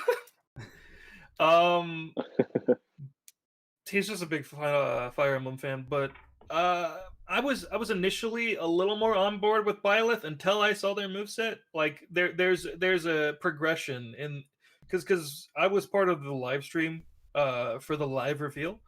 And there's like a progression in my reaction from I'm so happy to complete silence because their moveset is boring. I'm not a big fan of the weapon switching concept, especially in the context of Three Houses, where everyone has like they have their like own unique weapons that they could do so much with, but instead of fully committing to the chain whip sword, which would be awesome, they instead like tacked on these other weapons that are functionally like no different from a lot of other weapons in the game already. Yeah. It just feels like Link in the end.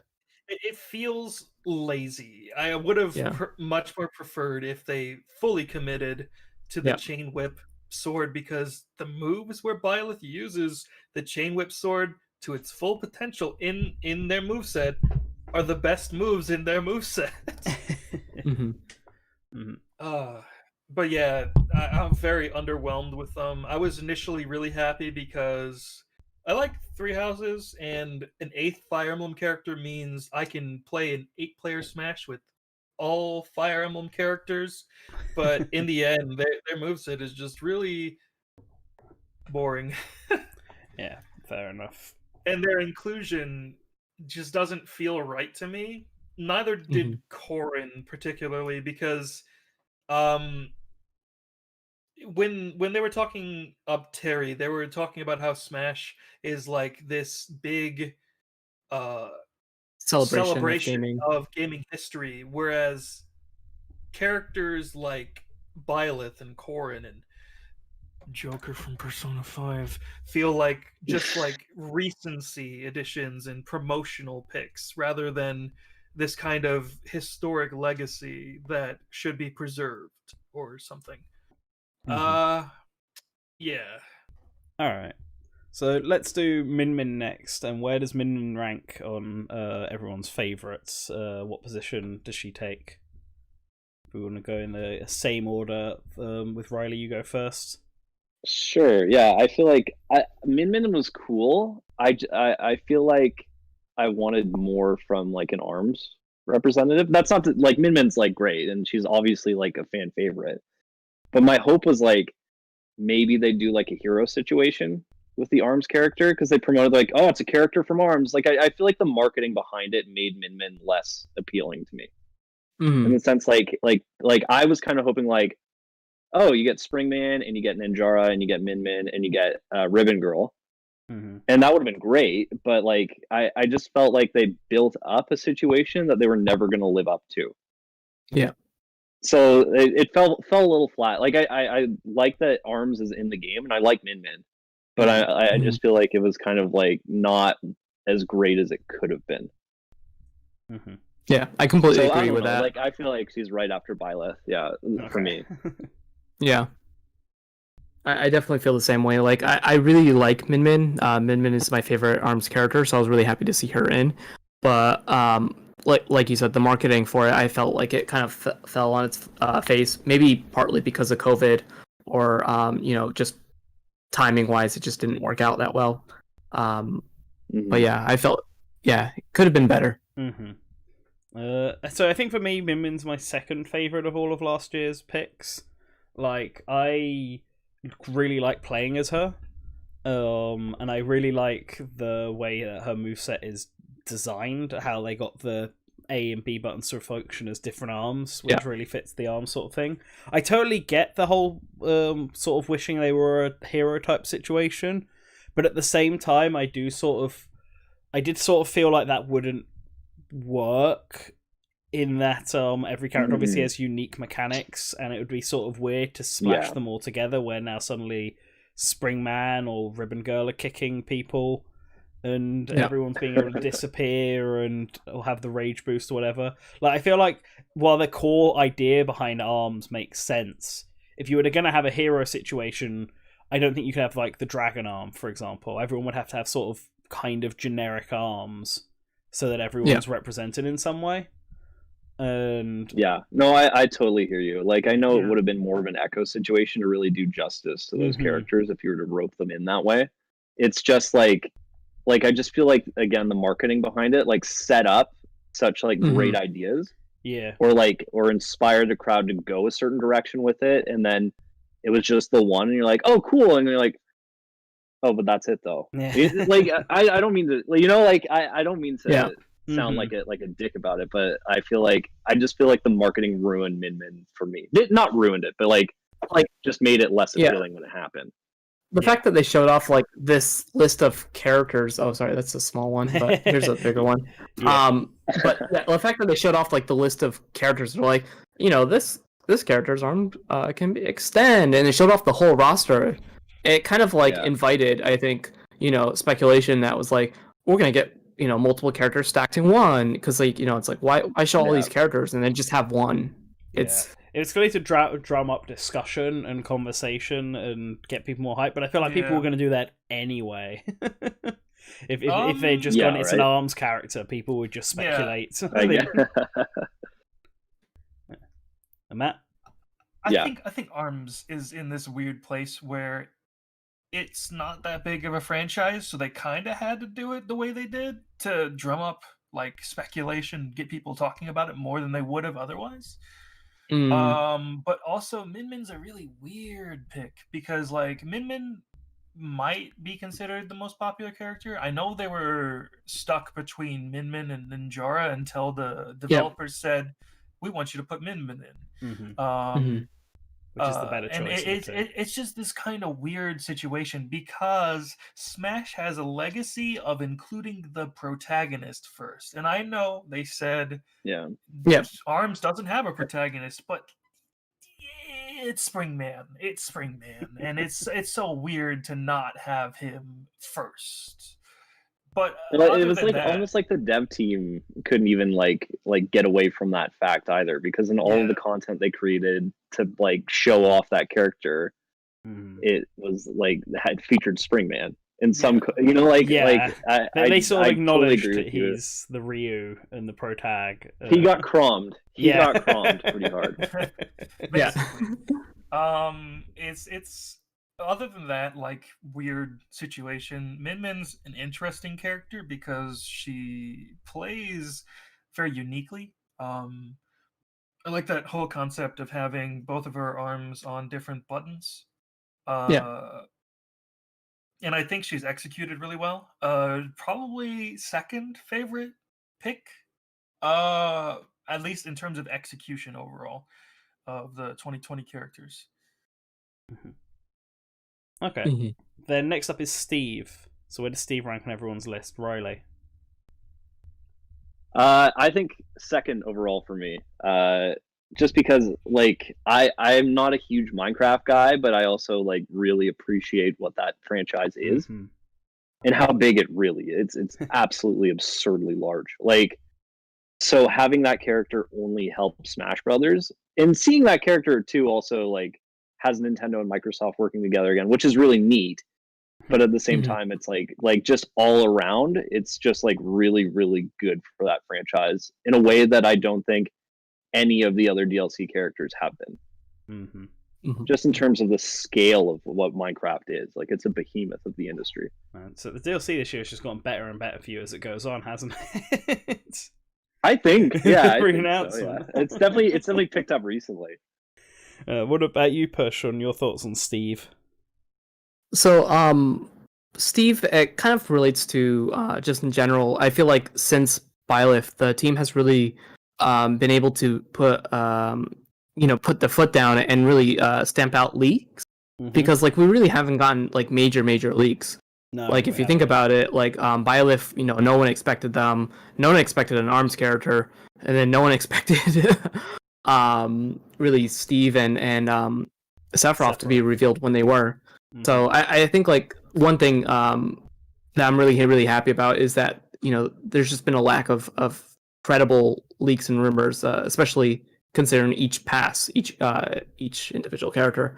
With Steve, I felt like he's my top pick actually for the year, just because I really enjoy what he represents. I think his moveset is really interesting, and it's implemented really well.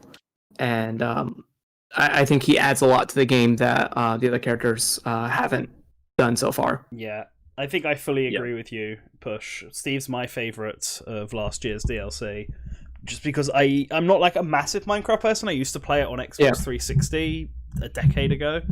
But like Steve has the most interesting moveset of any of the DLC characters. And it's like a super different way to play the game. It's super unique and it's really fun when you can do it, right? And you can really mess with people. And I think just the character is super unique.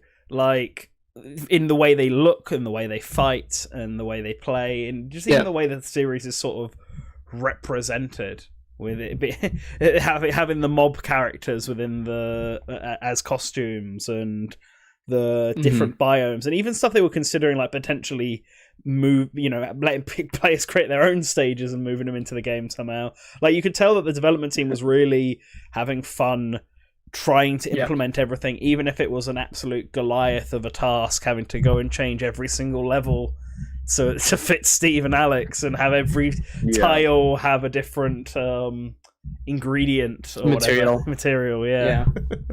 But I think it paid off because the discourse around Steve was obviously huge for a long time and there are still salty people about it, but I think Steve is a really fun character, even if you're not a fan of Minecraft. He's one of the more unique ones, and that's what I really want to see from Smash Brothers characters. I love Banjo-Kazooie in this game, but they feel like they were a Smash 64 character, and maybe that was the point, because they're super basic and stuff. I would say Melee. How Melee long at I've least wanted them in Golden Smash. Feathers.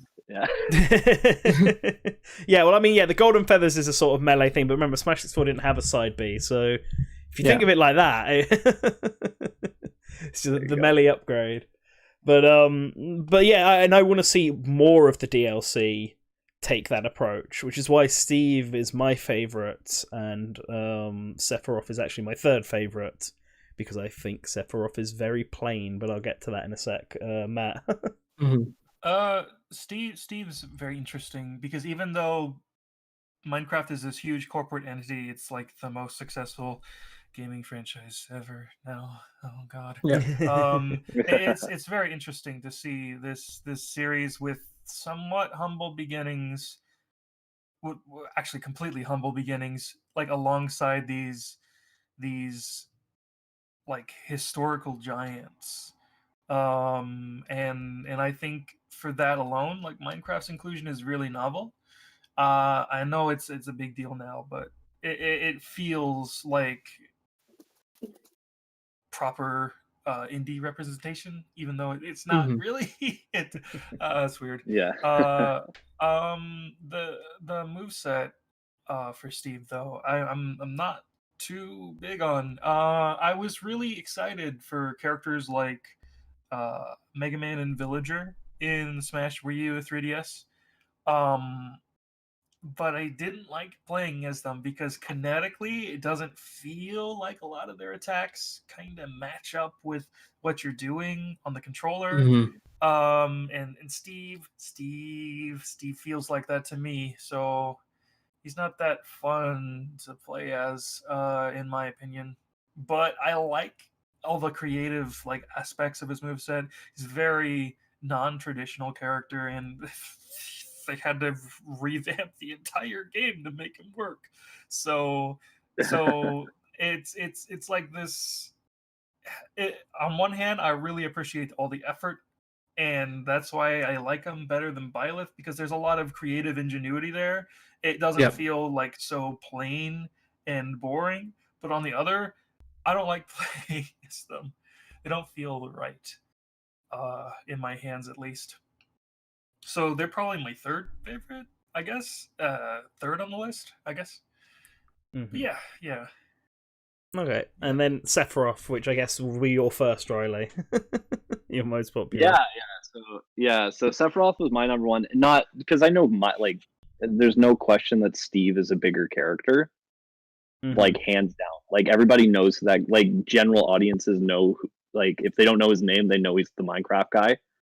Whereas like I can chat with my brothers, like, oh man, they revealed Sephiroth for Smash. They're like, who? Like they've never played Final Dance, so they don't know, And so it's like but like that, just everything building up to that moment was just, I feel like just such a marketing flex that I just like was so like sold. Plus Banjo was in the reveal trailer, which is just like I was like, that was a moment like I was watching it with Push and we're like oh we both were like, oh Banjo, it's Banjo. Like everybody, you still have those moments, you know, like during the build up to this big reveal. So it's like just what that was, and like how great the reveal was, like how true to form it was for in terms of referencing Advent Children. It looks better than Advent Children, which is the funny thing. So it's like it was just so perfect and such a surprise that I think to push his point, like nothing's leaked, and I'm like really thankful that we got that moment, because that's like, if it doesn't, you know, if we don't know about it beforehand, it makes those reveals so much more interesting and engaging. So I just think in general, like Sephiroth has been my favorite, especially in terms of the way they've implemented or like ruled him out as a big boss fight before. Like I feel like it was more of an event, if that makes sense. So yeah, that's why Sephiroth's at the top for me. When you push, yeah, I pretty much agree with Riley, but he's just my number 2, just because I feel like Steve just adds a little bit more, and like you said, Steve is so well recognized in by, you know, cross generation now, whereas like Sephiroth I feel is more geared towards that, you know, the Final Fantasy, the generation that grew up on Final Fantasy 7. Yeah. Right. See, I think for me, I think Sephiroth had like the best trailer out of all of them for sure, and I really appreciate the the surprise of it all, because Sephiroth I don't think was on many people's radars at all, whereas at least Steve was, and Min we obviously had months to speculate on. But with all that said, and I like playing as Sephiroth, I want to stress. I actually think he's really fun to use, and he's one of the DLC characters I'm actually good with. But I'm still slightly disappointed in him being here, in that I just wanted to sort of them to focus on new series and really unique characters, and I don't think that Sephiroth is that unique. And even if he did come with a bunch of Final Fantasy content, which is appreciated greatly, because it needed it, I'd have still, if they were going to do that, at least focus on a different Final Fantasy than Final Fantasy 7 again. There's like so many aspects of it. As much as I like Sephiroth, because I have no personal attachment to Final Fantasy 7, I've only played it, I've never even beaten it, so I've never even experienced the Sephiroth like fights or anything like that. Although I did watch Advent Children, so I got some of the references in the trailer. I'm so sorry. It's just not the I would have just rather had someone from a completely new franchise still. But I think he's fun, which is why he's above Byleth. I think him and Min are both really fun, so the only reason Min got above is because Min was more of the character I wanted than Sephiroth. But he's still really good. On the grand scheme of things, I think he's a good addition for DLC. I just kind of wanted something different, I think. Not more, different. And you, Matt? So building up to this, I basically established that Sephiroth is at the top of my list, but I have a very, very long story about how that happened, because anybody who knows me knows that I spent the first month of Sephiroth being out complaining about Sephiroth. If you watch the Game Awards reveal from Source Gaming, you can hear me scream no. Yeah. And I'm glad nobody picked up on that, because they probably just thought it was me reacting jokingly to Colin saying, "That's not Jonesy." And I'm glad that it played out that way, because my opinion on Sephiroth has changed a lot. Initially, I was very upset. There's an image that basically sums up my entire thought process, and I'll post that so you can put it on screen. I was just really upset because Sephiroth is not Dante. No, because Sephiroth is another Final Fantasy character, and it just feels kind of sort of lame to have another a repeat franchise in the DLC after all of these like unique picks. And I felt originally very similar to how I felt about Byleth with Sephiroth. I felt like they were a waste of a slot. But the more I've thought about it, the more I've kind of turned around on it. Initially, if I wanted another Final Fantasy character in, I wanted Kefka from 6 because I would rather they represent kind of the classic side rather than just more 7 or anything recent. But Sephiroth is kind of one of the most iconic villains ever. And he feels like I was saying before, he fits that kind of celebration of gaming history theme very well because of how iconic he is. And most importantly, his moveset feels like the most natural and well thought out of every DLC character so far. He feels very, very, very good. Everything feels just right with him. And he plays like no other character in the game, at least in my opinion. It's really funny though, seeing him carry around that giant fucking katana, and it's just like, man, Reach is like that. Spazzy was saying this before, but it feels like with every DLC character, they're like, this is the longest reaching move in the game, and then they just one up themselves every single time. Yeah. Yeah. But yeah, Sephiroth is very. I actually really love Final Fantasy VII, so my initial reaction to Sephiroth being negative is mostly just because he's not Dante. He's not Dante. Not Dante. He's not Gino. He's not Sora. Yeah. I'm glad he's here. I am glad he brought a bunch of FF7 music with him. I really like how his stage is a giant spoiler for the final boss of Final Fantasy VII, and they just didn't give a shit. And how his stage looks like a PS1 FMV. It's perfect. I really like his inclusion. That music too. Yeah. It's like pretty sweet. One Winged Angel, let's go. Too bad you can't play it without getting a copyright strike. Yeah. Copyright claim. Yes. Yeah, don't try to stream it. You gotta turn off all the Final Fantasy music when you stream Smash. There you go. So I'm a bit conscious of how much time we've got left and all this, but I did want to talk a bit about 2021 and the future of Smash. So I guess the first question I've got for everyone, open floor, is when do we think we'll get the next Smash character? Because obviously last year there was such a big gap between Min Min and Steve, and that was probably caused by coronavirus. But then it's too late. It's been said now. And then between Steve and Sephiroth, it was only like 2 months. So it's production must have gone very quick. So it's a bit harder to tell now. Will we be waiting another 3 months for a character, or should we expect one in February? Like what's going on here? And I want to get everyone's opinion on that. I want to say really quick. It feels like Sephiroth has been in the making for a very long time, so that may be why the gap was so small with him. Because he feels like a character that had a lot of time put into him, because he doesn't seem to have shared moves in the same way that a lot of other DLC characters have, like moves that are based off of other characters' moves. Yeah, I think the release schedule probably was one they were impacted by COVID, and they were able to play catch up, because I think if I'm Nintendo, it's instrumental that I have Steve and Sephiroth out in time for a holiday push for software sales. Like they're just so those are the characters I want driving the game.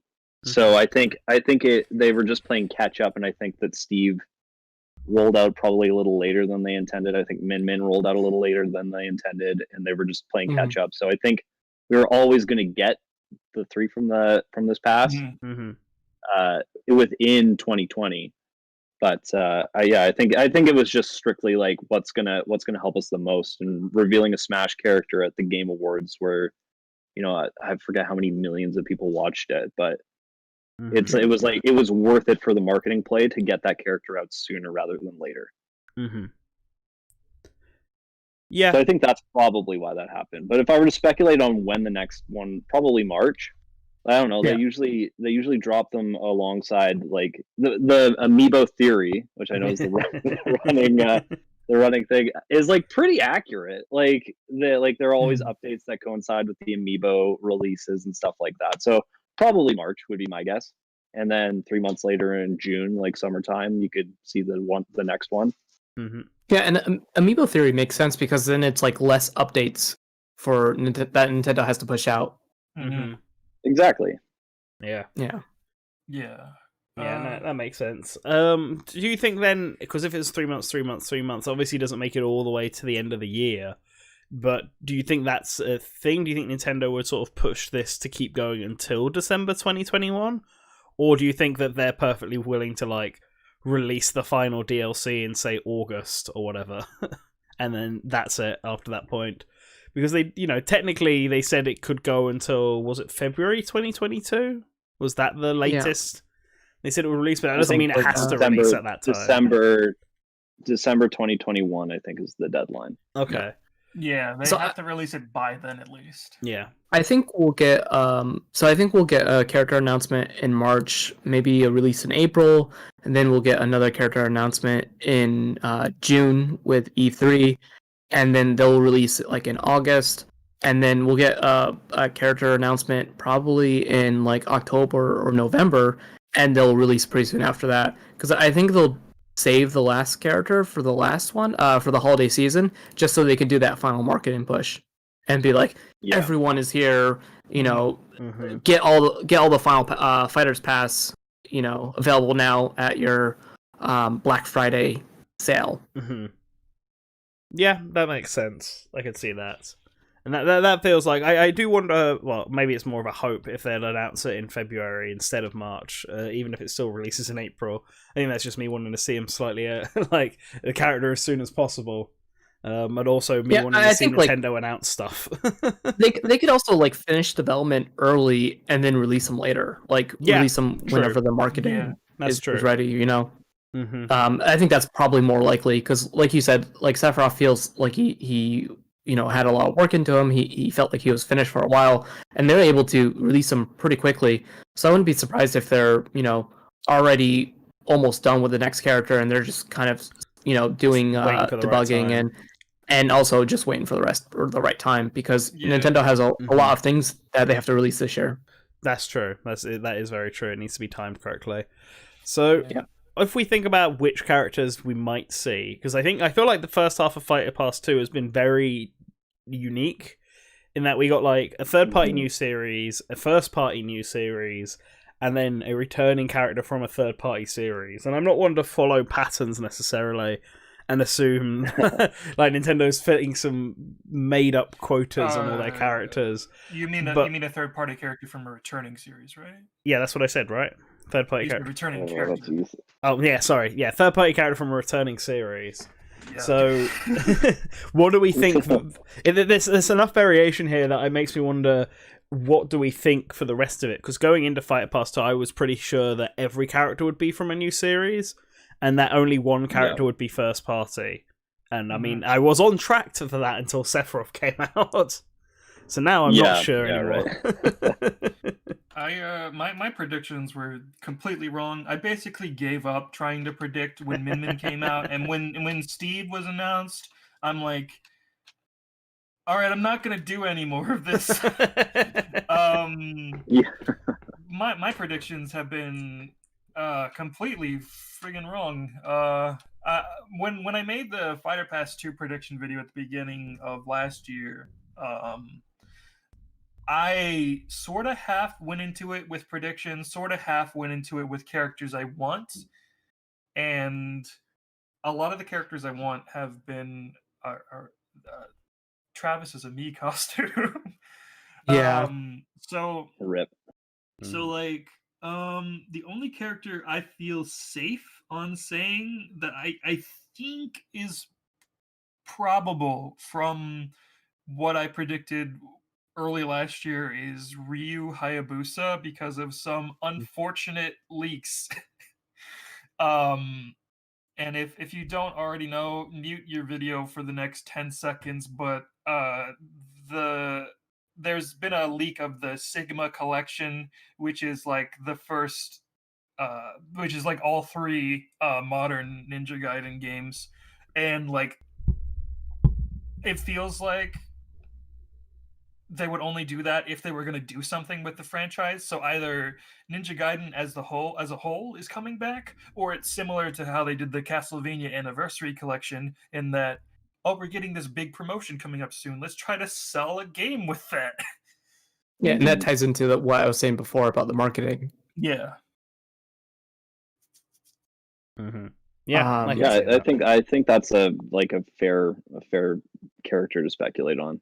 So I mean, and obviously Nintendo's willing to do stuff like that. I mean, you see characters who are, I mean, he's not like obscure or anything. He's not as like lesser known than Terry, for example. But if Terry can get it, I feel like Ryu Hayabusa could pretty easily. Ryu Hayabusa is in this interesting position because he's like Ninja Gaiden was a really big deal back in the NES days as Ninja Gaiden, the hardest NES game. Mm-hmm.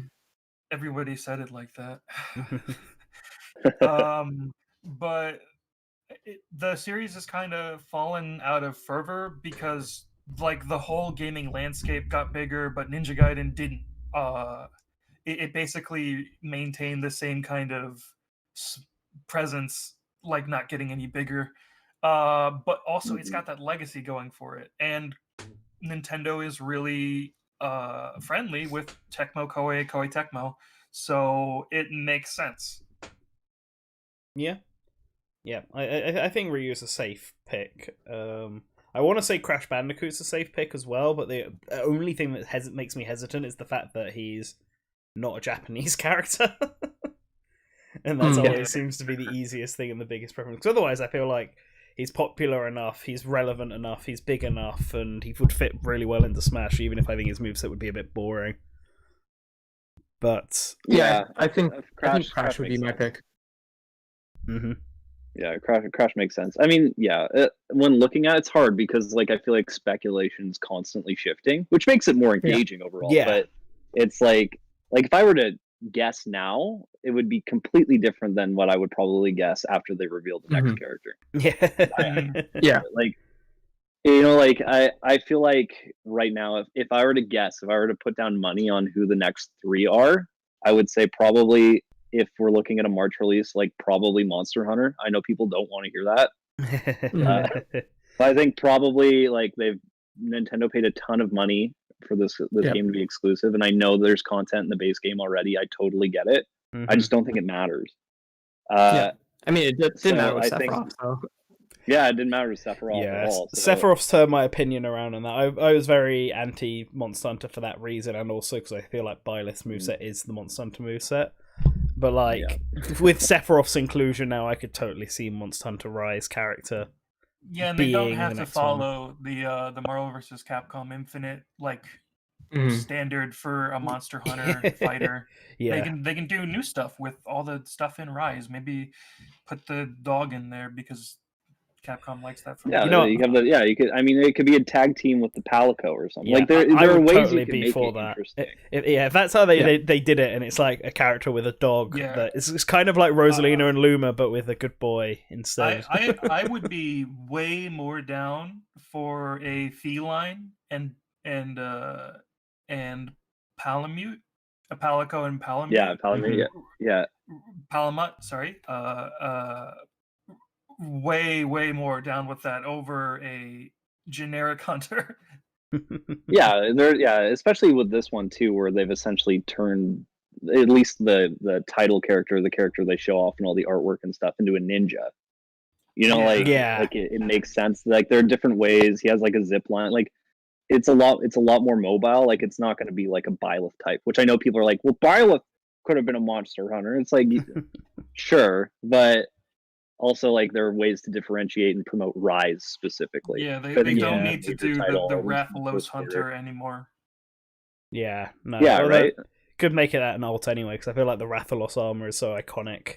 Okay, I wanna respond to chat really quick. Doesn't the Monster Hunter team not like generic hunters representing their series? Yes, at least as far as we know, that is the case. It was the case. That's why they turned it down for Marvel vs. Capcom 3. But the thing is, and somebody brought this up to me, they've been putting a lot more effort into making the hunters in Monster Hunter Rise characters. They have speaking lines and stuff like that. And there's even an interview quote where they're saying they were trying to make them more like an anime character rather than this silent avatar who grunts. and that feels like they could possibly be moving a little bit more towards being okay with the hunters representing the series. But we don't know until it happens. Mm-hmm. Yeah, right. And I know people reference a quote that one of the series producers made, but that quote was 10 years ago. Like things change. So I don't put too much stock in that character being unlikely. Like I know people would prefer a different character, like a Capcom character like Fenyx Wright gets brought up by Smash fans a lot, like Dante. But in terms of like what benefits Nintendo now, I mean, I can't think of another character like it would like that seems like to be the most obvious. Yeah, so that's my guess on it. Yeah. Yeah, I think a Monster Hunter character is a safe bet. I would be more okay with it now that we've had Sephiroth. I still don't want a Pokemon though, and I'm drawing my line there. But, I would be fine with a Monster Hunter character, although I would like them to be unique. I like the Palico idea, although if they're sort of ninja-like, I do feel that that's a problem for Ryu, because I don't know if they'd include 2 ninja characters in the DLC. Yeah, I mean it's tough to say because like they've already worked with Tecmo for Byleth, so maybe that was like them helping them out, because I would imagine Tecmo's generating profits off of the sale of Three Houses. So I mean it's tough, right? So I don't know, like I really don't know which way that'll go. What are your other 2 picks, Riley? I have another one that people are gonna hate, but it's Fortnite Jonesy. No. Which I mean, I know nobody wants it. I don't even necessarily want it, but I think that would be a really, really smart thing for Nintendo to do, because Fortnite's one, massive, but 2, I mean, I think it's the most played game on their console. Yep. Like, why wouldn't you want to try to get that audience that's already on your platform playing that game into your first party software? You know what I mean? Like, so I don't know. Like, I think Jonesy would at least be unique. Like, to me, that just seems like a no brainer. That to me is like, okay. Like, if you can get that deal, that's just such a slam dunk for Nintendo. And Nintendo uses Unreal Engine, so they have a working relationship with Epic. Yeah, right. Like, like, why wouldn't Epic Games do it? Like, it only benefits them and gets them in with Nintendo players too. It just like across the board, that just seems like a win for everyone. Yeah, and the final character, I think depends on a few things happening. But I would guess, honestly, Crash Bandicoot as like one of the big ones, and then maybe Master Chief. But I think that depends really on what Microsoft. Yeah, Master Chief would be so cool. That music would be awesome. But I feel like those are probably the 4 characters I would suggest. You know, I say that, and then they'll announce Dante. And I'll be like, great, okay. So I'm an idiot, and I have no idea what I'm talking about. You know, like. So but if I were to speculate purely on what would be good for Nintendo right now, I think Monster Hunter drives sales of the Monster Hunter game. For them, and I think that Fortnite is so massive that to not even make a play at it would be a bad call on their part. It's just too I'm honestly big. surprised we haven't had at least a Fortnite Spirit event or something, because we had one for Warframe. Warframe. We had one for Warframe of all things, and that's like so random. Yeah, that is a good sign for Fortnite. I kind of don't see it. Maybe I just don't want it, to be honest. No, that's not fair. I actually don't tend to mind which characters get into Smash. Pokemon and Fire Emblem were the only two I didn't really want, and we got Fire Emblem, so now it's just Pokemon. If we got Jonesy, I'm sure I'd be fine with it. But I think of my choices, I've sort of resigned myself to getting a Monster Hunter, and I also think Crash Bandicoot is still likely. And while I'd love to sit here and say that the final character would be like Puyo Puyo or Xenosaga, I don't think it would be either of them, because I just don't think it, like you said, matches what Nintendo sort of wants. And what I think Nintendo might do, and it's just an idea I've had for like 2 months or so now, is that we might get another Zelda character. As this is obviously not just for Zelda's anniversary, but also I'm pretty sure Breath of the Wild 2 will be out this year. And I'm kind of leaning towards it being Zelda again, but the Breath of the Wild version of Zelda, because obviously Sakurai pushed the idea away because he didn't feel like she was much of a fighter. However, between Hyrule Warriors and her with a Sheikah Slate moveset, and then also we don't know what her role is going to be in Breath of the Wild 2, and whether or not she'll be more proactive in the campaign, which I hope she is. I'm assuming you'll pick between her and Link to play the game through as. I would assume. I think maybe it'll be a mixture of both, or you'll be able to. I guess if you swap between both, that's the exact same thing. That's what you said. Yeah. But yeah, no, but that's what I'm sort of leaning against. A moveset based around the Sheikah Slate with short-haired Breath of the Wild Zelda, because she's also like really popular. And a very popular incarnation of Zelda. And a big problem that the Zelda series seems to have in Smash is they like the Triforce wielders, and every single character is based around the 3 Triforce wielders. And this would fit into that mold again, having the 3rd Zelda on the roster to match the 3 Links. But I could see it. We've been over this before, but like Age of Calamity is not canon. I don't care. No, well, it's canon and it's not canon. Okay, there's nothing to say that it's not canon. It's just not technically a prequel to Breath of the Wild. If they make a sequel to it and it's got its own timeline split, it's technically canon at that point. But that doesn't. I don't think Zelda's gonna be playable in Breath of the Wild 2. I think at most she'll be playable in the DLC, where you have a bunch of shrines that you can buy to play. I mean, that's fair, and obviously this all just depends on stuff. But I feel like regardless of the canonicity of Age of Calamity, the game is out there and exists and shows a version of Zelda that can fight and use the Sheikah Slate tablets for an entire moveset. And if Nintendo wanted that, the cards are now on the table for that. Sakurai can't really be like, Zelda doesn't fight when there's clearly evidence of her fighting, so...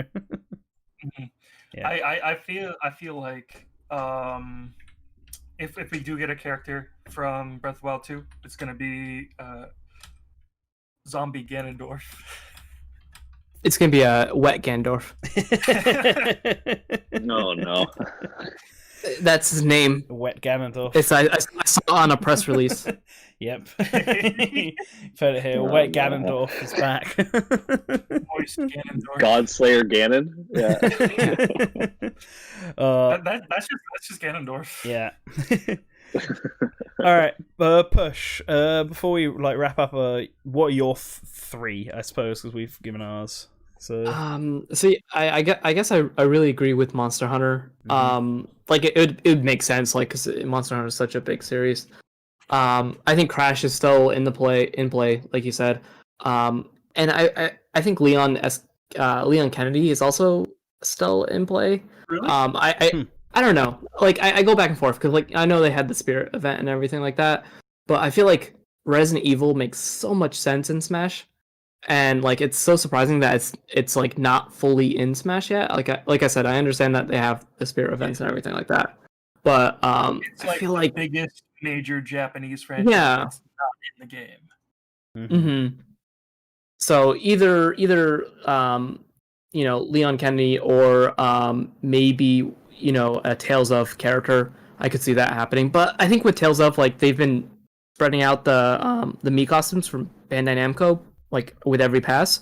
So I don't really expect a Bandai Namco character right now. So yeah, Ryu Hayabusa I could see as well. They could bring back the Lloyd costume with like Yuri as a playable fighter. They could also bring back the Lloyd costume with Zelda as a playable fighter, or the Monster Hunter, or just any time, or any of them. Yeah, it doesn't matter. Sprinkle them in there like they did with Gil. Yeah. All right. I think this is because we've been doing this for like 2 hours and a bit now, so I think this is a good time to wrap everything up. Wait. And yeah, but okay. Last thing, and I'll let Push go to bed because I know it's like so late for him. But so what do we think that there's going to be a third pass? Oh, right. I'm still sitting on the no, which is the same thing I said about a second pass. So my track record's not great on this, but I don't think there will be. I think it's about time Sakurai moves on and does something different, and I think I'd rather see him work on a different game than Smash Brothers again, because games like Kid Icarus and Meteos are so good, and I want to see him flex his creative muscle in other ways. You see, I've noticed a pattern whenever I predict something that whenever I'm more optimistic about a prediction, it's wrong. So there's going to be a third pass. The only thing that makes me pause is the amount of stages, because like I know like it doesn't have to be a perfect square, like it wasn't with Wii U and everything like that, but I feel like they could still fill that up, and like with the 3 extra characters, like we'll still have like 2 empty slots, right? So either I feel like we'll get like 2 extra stages just randomly thrown there, like bigger battlefield, whatever. Small battlefield. Yeah. Biggest battlefield. So we could still get like stuff like that, but yeah, like that's the only thing that's like kind of giving me pause. And the character slots. I think it's probably. I would say it depends on one thing primarily. Like, are they? Because if the Switch Pro is dropping, like I think that would indicate that there's still like a lot of life left in that console. So I feel like it comes down to whether or not you need Sakurai to now pivot and start making the next game, which I feel like Sakurai is pretty content working on Smash Brothers at this point, just based on some of the things he said. So if they're gonna do like a Smash Ultimate Pro version or something like that, then it makes sense to like have him stop the DLC now, get to work on that, and like release it shortly after the launch of a Pro or like a year later or something. And they could fine tune the online elements and add like a new base character or something like that, just to keep people engaged. But if that's not the plan, then I think that you could feasibly see a third pass. Like that to me is like, it's at this point it's just free money for them. And if they don't have anything for Sakurai to do right now, then they're not gonna. I don't think they want to let him go. I'm sure they could find something for him to do. Get tied up in another project. One issue is that at a certain point, like DLC, like it becomes more costly to produce the DLC than it is to produce a new game and sell that. Because with a new game, they can make $40 off of it, $50 off of it, and with DLC, they're only making $15 or whatever. So I think, like you said, Sakurai is very content with working with DLC. I think he likes working with a smaller team, but also he's using the Bandai Namco staff, and so they have to pay that staff, and those staff can't be working on other titles at the same time. So I think it's like a back and forth with Nintendo and Bandai Namco. Currently, with the character selection screen, if you have Echo Fighter stacked, there's only 3 slots left for a perfect rectangle. But without them stacked, there are 4 extra slots with the last 3 characters. So maybe we'll get 4 more Echo Fighters. I mean, hey, I'm fine with that. I'm fine with. Get your Breath of the Wild Zelda. It's gonna be an Echo Fighter. We could Dry Bowser. Dry Bowser, Wet Ganondorf.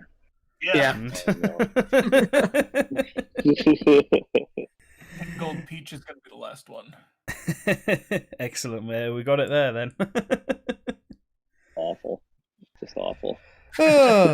So, thank you both, Push and Riley, for joining us this week. Why don't you let the good people know where they can find you? Riley, why don't you go first? Sure. You can find me on Twitter at the Riley Little, and I also run the social media accounts for Walmart Canada Gaming. So you can check that out on Twitter as well. Mm-hmm. And Push? So you can just search Push Dustin on Google. I'm on Instagram and Twitter mainly. And I do work for Q Games as well as Digino Gaming and Memory Card. Excellent. And as you all know, you can find me and Shadowlink here on Source Gaming. Remember to like and comment and subscribe. Join our Patreon if you really want to. It'd be appreciated. Most importantly, we just want you to always remember that you should be returning to the source. So with that, have a good Sunday, and we'll see you again next week. Ciao. Bye. See ya. See ya.